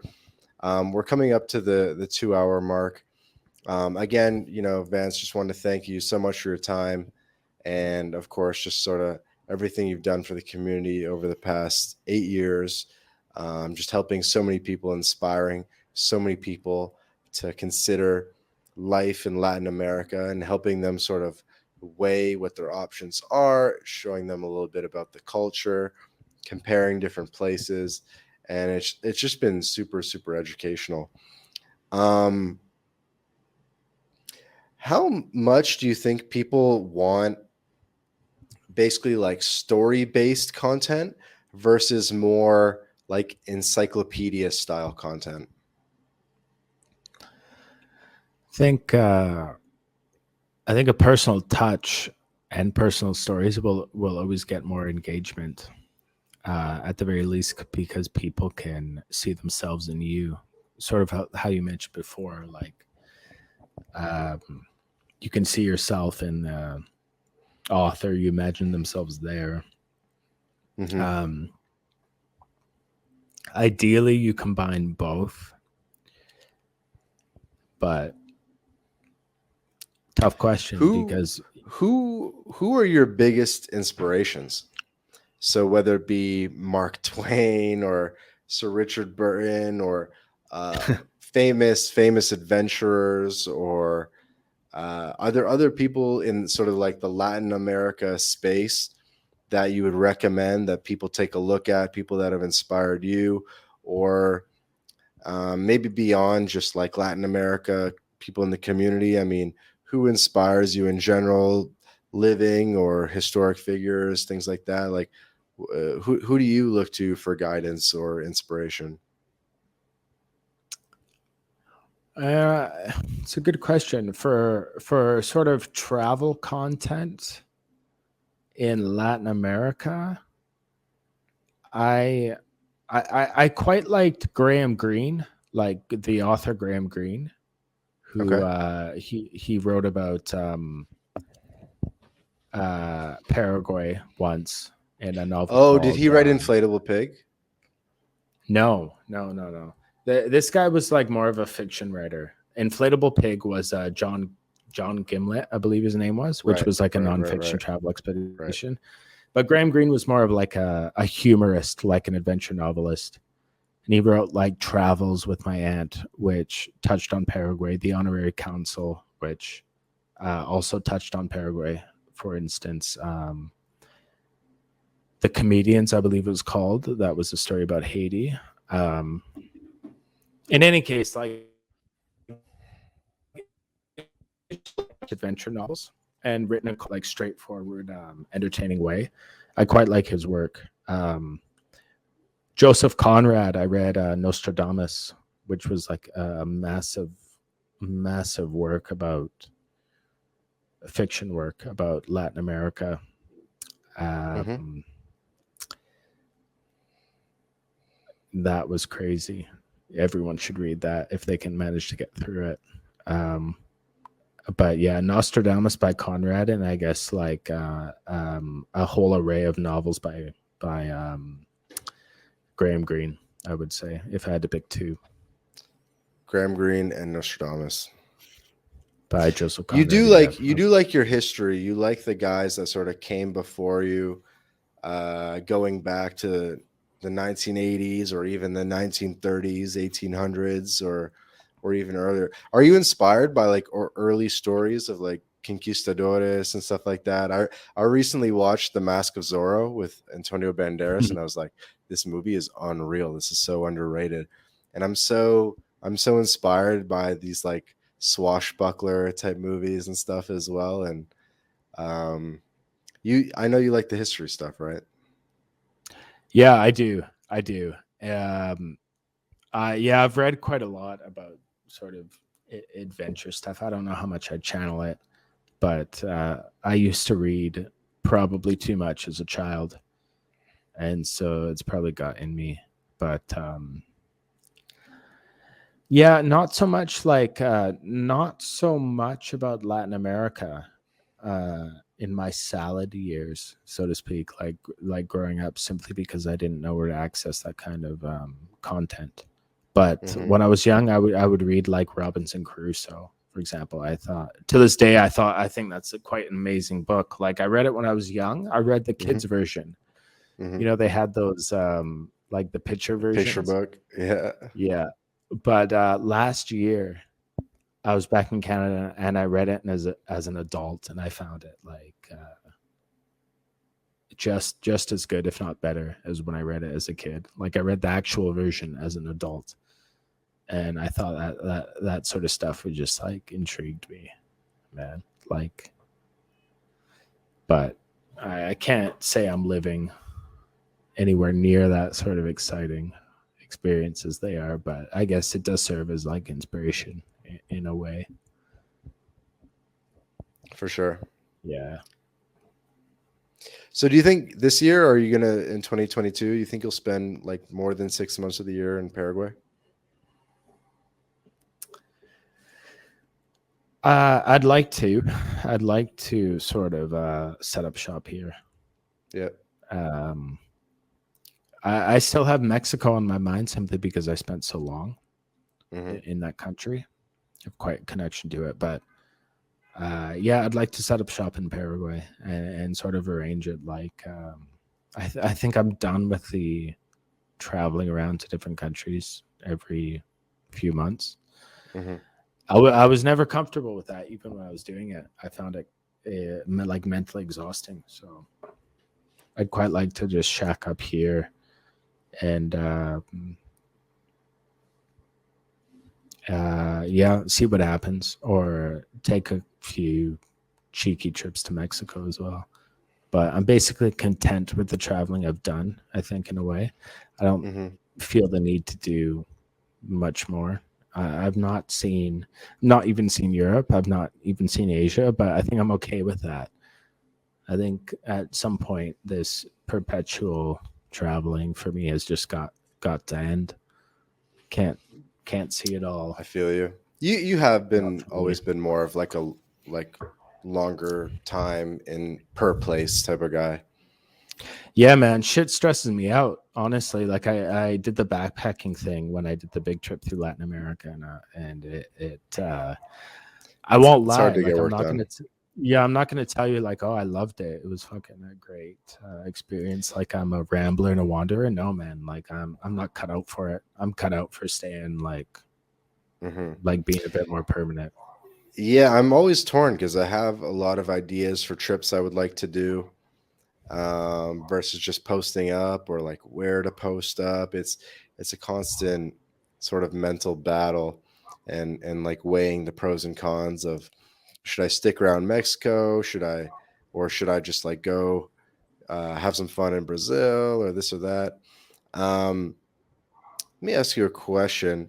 How do you think about one of the like downsides about meeting a significant other that's from Latin America is that they don't really have visa access to Canada and the United States. Mexico is the exception. Mexico is the only country that has more or less visa-free access to Canada, and in that regard, only for Canada. So if you met a significant other in Mexico, you could bring him back to Canada to meet your parents or whatever, and that's awesome. But if you met someone from Panama or from Paraguay or Colombia, you can't even like bring them home to meet your parents for Christmas or whatever without some like insane visa process. And maybe it takes 2 years to get an appointment and blah, blah, blah. And it definitely makes falling in love a little bit more difficult, and managing the whole like everything related to relationships and kids and stuff like that. How do you does that come is that something you think about? What are your thoughts on sort of some of those boundary conditions? Um, I don't think too much about it. I did have one incident. I was seeing a girl, a Peruvian girl. Um, as you said, like I was seeing a Mexican girl as well, but her visa wasn't an issue. I brought her back to Canada to meet some family, and there's no visa requirement. Hmm. Peruvian girl, she had her own business. She it was actually quite simple because her income was quite good. Her personal income was quite good, Hmm. um, and it was a simple matter of proving that she had enough family after income, that she had enough family in Peru that there'd be initiative to come back.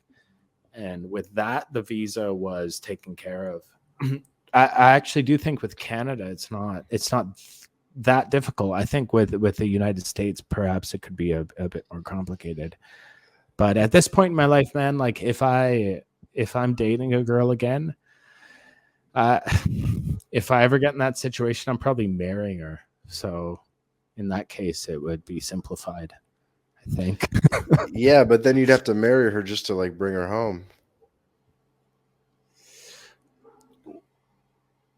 Where you Well, kind of want to do like a little trial run first, you know what I mean? I oh, mean, I I get see it. Yeah, I like see like a yeah, lot of this stuff in like the Columbia for expats groups where it's like, hey, like I want to bring my novia home, but I can't get a appointment at the embassy until 2023, and it's like it's just yeah. insane. I don't know. I think if you're ready to, if she, yeah, I'm a bit torn. Like, part of me is like, just fucking marry her, and that'll solve it. Like, you know what I mean? Like, if you're that serious, just marry her. But I do get if you're a young, like I'm fucking old now, man. I feel old, 30s. But yeah, if you're like 20 and you really like this girl and you want her to meet the family and all the rest before you marry her, yeah, it can be an issue. The visa stuff can for sure be an issue. Uh, I've not really thought about it. I've not run into it, fortunately for me in my circumstances, but it's interesting to think about. Yeah, because like you said, you've come across that shit in Facebook groups and stuff. Yeah, For it's like an sure, for actual sure. issue. It's a Yeah, huge issue. It's an enormous issue because they yeah, literally just can't come without like quite a lot of obstacles. And then it also kind of, I mean, it depends what your country of origin is. I mean, actually, a lot of if you're from Europe, you're kind of in a better scenario because most Latin American countries have visa free access to Europe.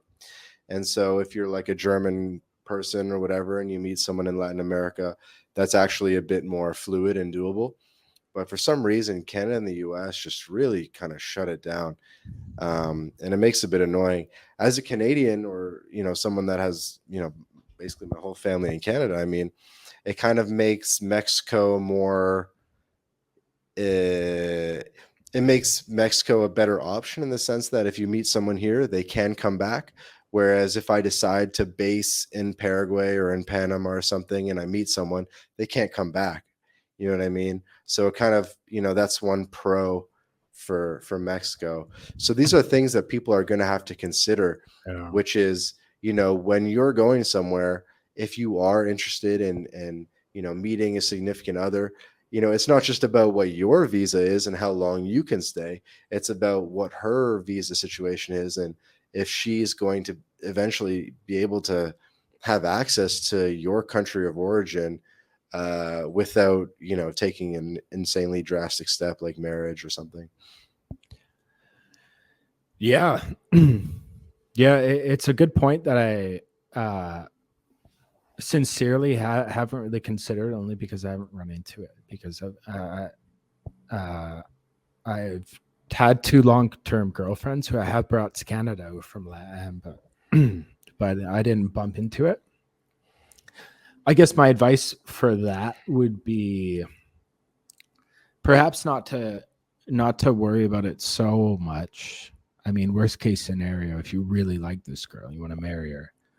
Um, you if you're from a country like Canada, United States, you can quite easily fly your relatives down to Colombia to meet her if that's a priority, Hmm. and then just uh, just get married, have put a couple babies in her, man, and then the visa stuff. I think it's my understanding be a bit easier for Canada. I think if you're married and then you sort of apostle the marriage and get it verified, it's like it's not easy, but it's somewhat straightforward. Perhaps not the best advice. I mean, it's very black and white, but but perhaps I'm not the best person to ask about that stuff either. So there you go. Take it for what it is. Hmm. Okay. A couple more like light questions to sort of finish things off. Is it me or has like the global interest in Paraguay like grown significantly in the past 2 years? Is it just us because we're sort of in this bubble, or is this a real phenomenon? Uh, Now, I think it's real, but I think it's like a phenomenon about like it's sort of like, oh, the economic growth of Bolivia has doubled last year, but it's starting from zero. So doubling is like meaningless. So basically, if you have a country that basically no one has ever, not many people have heard of, and basically no one can locate on a map, and all of a Hmm. sudden it starts getting like the slightest bit of attention, which Paraguay has, I think it's easy to extrapolate that and say it's getting a lot of attention, whereas it's simply getting more attention than it was before, because before it was getting no attention, and now there's at least some people who are aware of its existence and know where it Yeah, is. due So to I the would agree with you. crypto, the residency, a couple positive tailwinds, Exactly. Exactly. Due to electricity. the yeah, the whole crypto thing is primarily responsible for that. Hmm. Whereas if I talk to someone back home who um, doesn't know much about geography or other countries in general, Hmm. I say, "Oh yeah, I'm in Paraguay," and then they'll say, "Oh, I heard something about crypto in Hmm. Paraguay." Right? So I think that is what's putting on them on the map more than anything. But no, I would agree that it is certainly more even than last year. Like people are talking about Paraguay. Hmm. Another thing that surprised me when I looked at the analytics of My Latin Life was that it was actually more evenly distributed across age groups than I would have thought. I thought that the tilt would have been very young, but I noticed actually quite a high percentage of traffic coming from people 45 plus, which I guess would be sort of like retirement age people, or at least sort of maybe midlife crisis age people.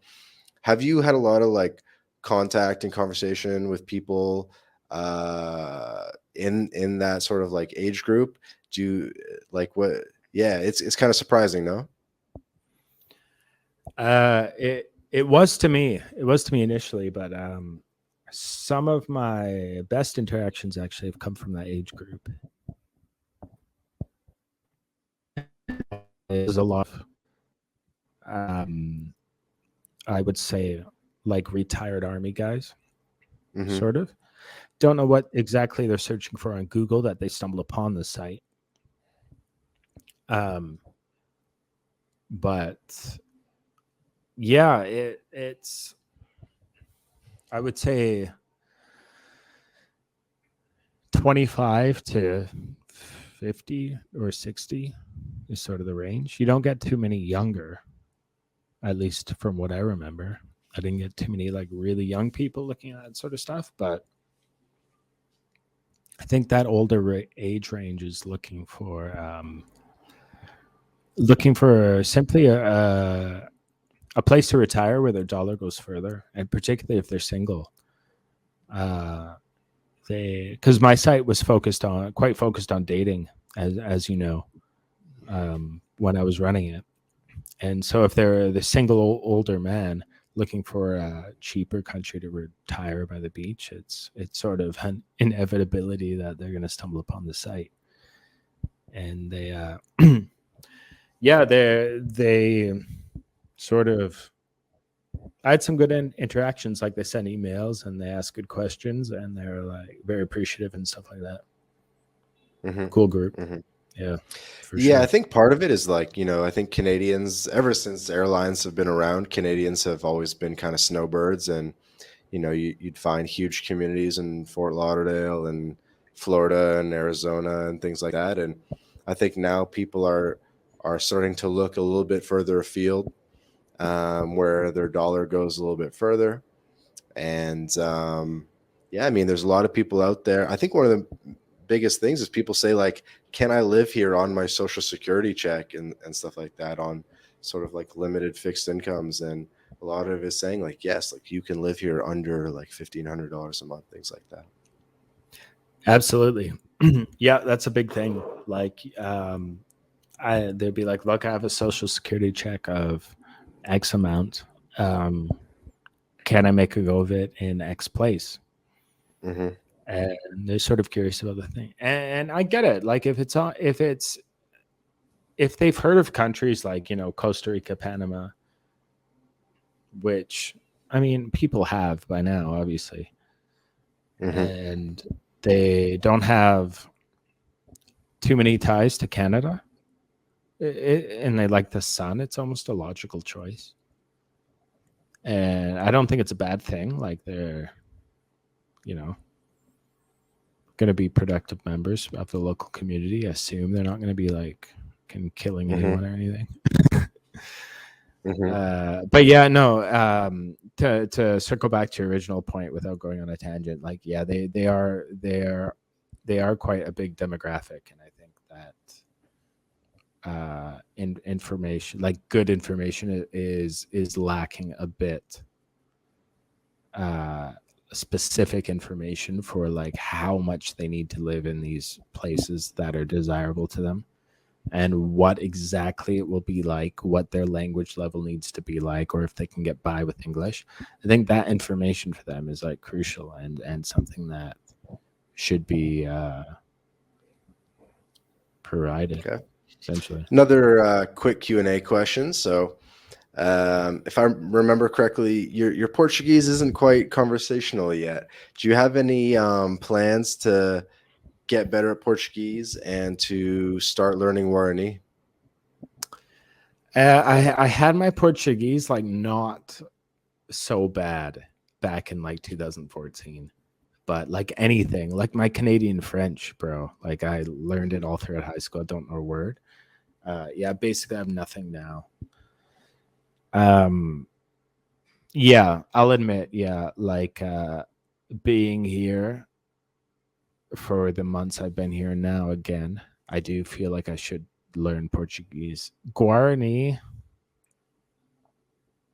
don't know, it almost feels like a bit of a cliche if I try to learn Guarani and try to whip it out as a foreigner. It It almost it seems does. I know you mean. I know you mean. like, I They think I still would like appreciate it to. though. You're Exactly. Like I would like to learn it to understand if anyone ever approaches me speaking Guarani, but never, even if they're full on Guarani speaking it, because I just think that's a bit fucking right. lame. It kind of You know what I makes it mean? reminds me of your classic blog post, the dangers of going full Latino. Yeah, I mean, it's like it's not something to overthink, but at the same time, it's like, look, I'm a Canadian. I'm a white Canadian motherfucker here. Like, I'm to some degree, I'm gonna act like it. Like, I do speak Spanish, and I'll never have the disrespect to approach someone only speaking in English. Like, I'll always conduct myself in Spanish, but at the Yeah. same time, I'm not gonna go about like a clown, like talking to the fruit vendor in like broken Guarani and stuff. Like, it's just not me. But again, like like complete respect to the gringos and the foreigners here that make the effort to learn Guarani and who are like chopping it up in Guarani in the street. That's crazy, but it's Mhm. probably never gonna be me. Have you seen anyone like I think maybe you've seen Nathan C. Strand, I think his name is, on YouTube, Yeah. the guy. Have you seen anyone like day to day? Like have you seen a foreigner, like random French guy like busting out the Warney? No, like I haven't actually seen a foreigner here aside from I I'm sort of staying in. I'm not staying in like impoverished barrios by any means, but I'm sort of staying like outside the main places The where you might tourist find track, them. yeah, for Um sure. not by like not intentionally, really. Is just sort of the way it's worked out. Um but no, I haven't. The only time I've seen any other foreigner here, in fact, was when I wanted to buy some creatine and protein powder, so I went to like Carmelitas, which like that sort of area. Yeah, yeah, yeah. I see them. And that's the first time the first time I saw one since I've been here, which is like uh quite rare. Like they're not that rare here, but that I Nathan remember. Seastrand guy is Yeah, I got mixed feelings, bro, because like on one hand it's extremely impressive, like the love and infatuation he appears to have for Paraguay, but at the same time I just think I would have bullied this guy to death in high school. You know what I mean? If that makes sense. No, no.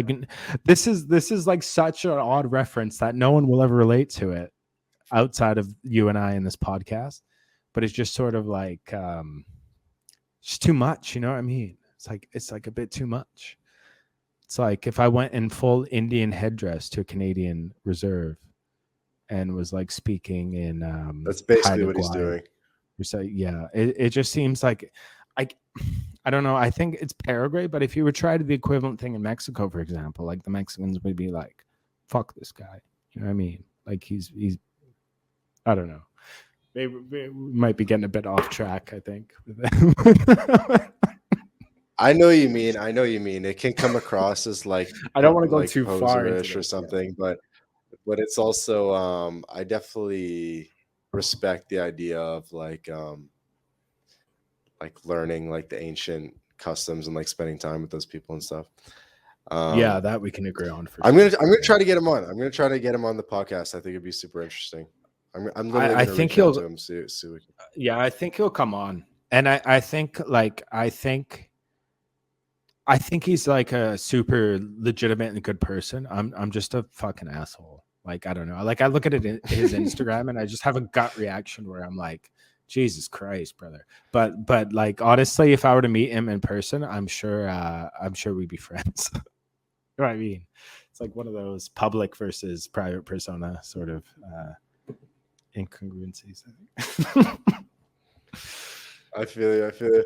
It's kind Get of a him weird on. note Get him on to though. end off on, but yeah, dude, we're gonna have sick guests. I mean, dude, I'm so happy that you came on as the first guest, and I think it just totally makes sense as a jump off point and to sort of base ourselves in the history and the roots of my Latin life, and give that shout out to the founder because I think it can't be stated enough how much of a pioneer you were in this space.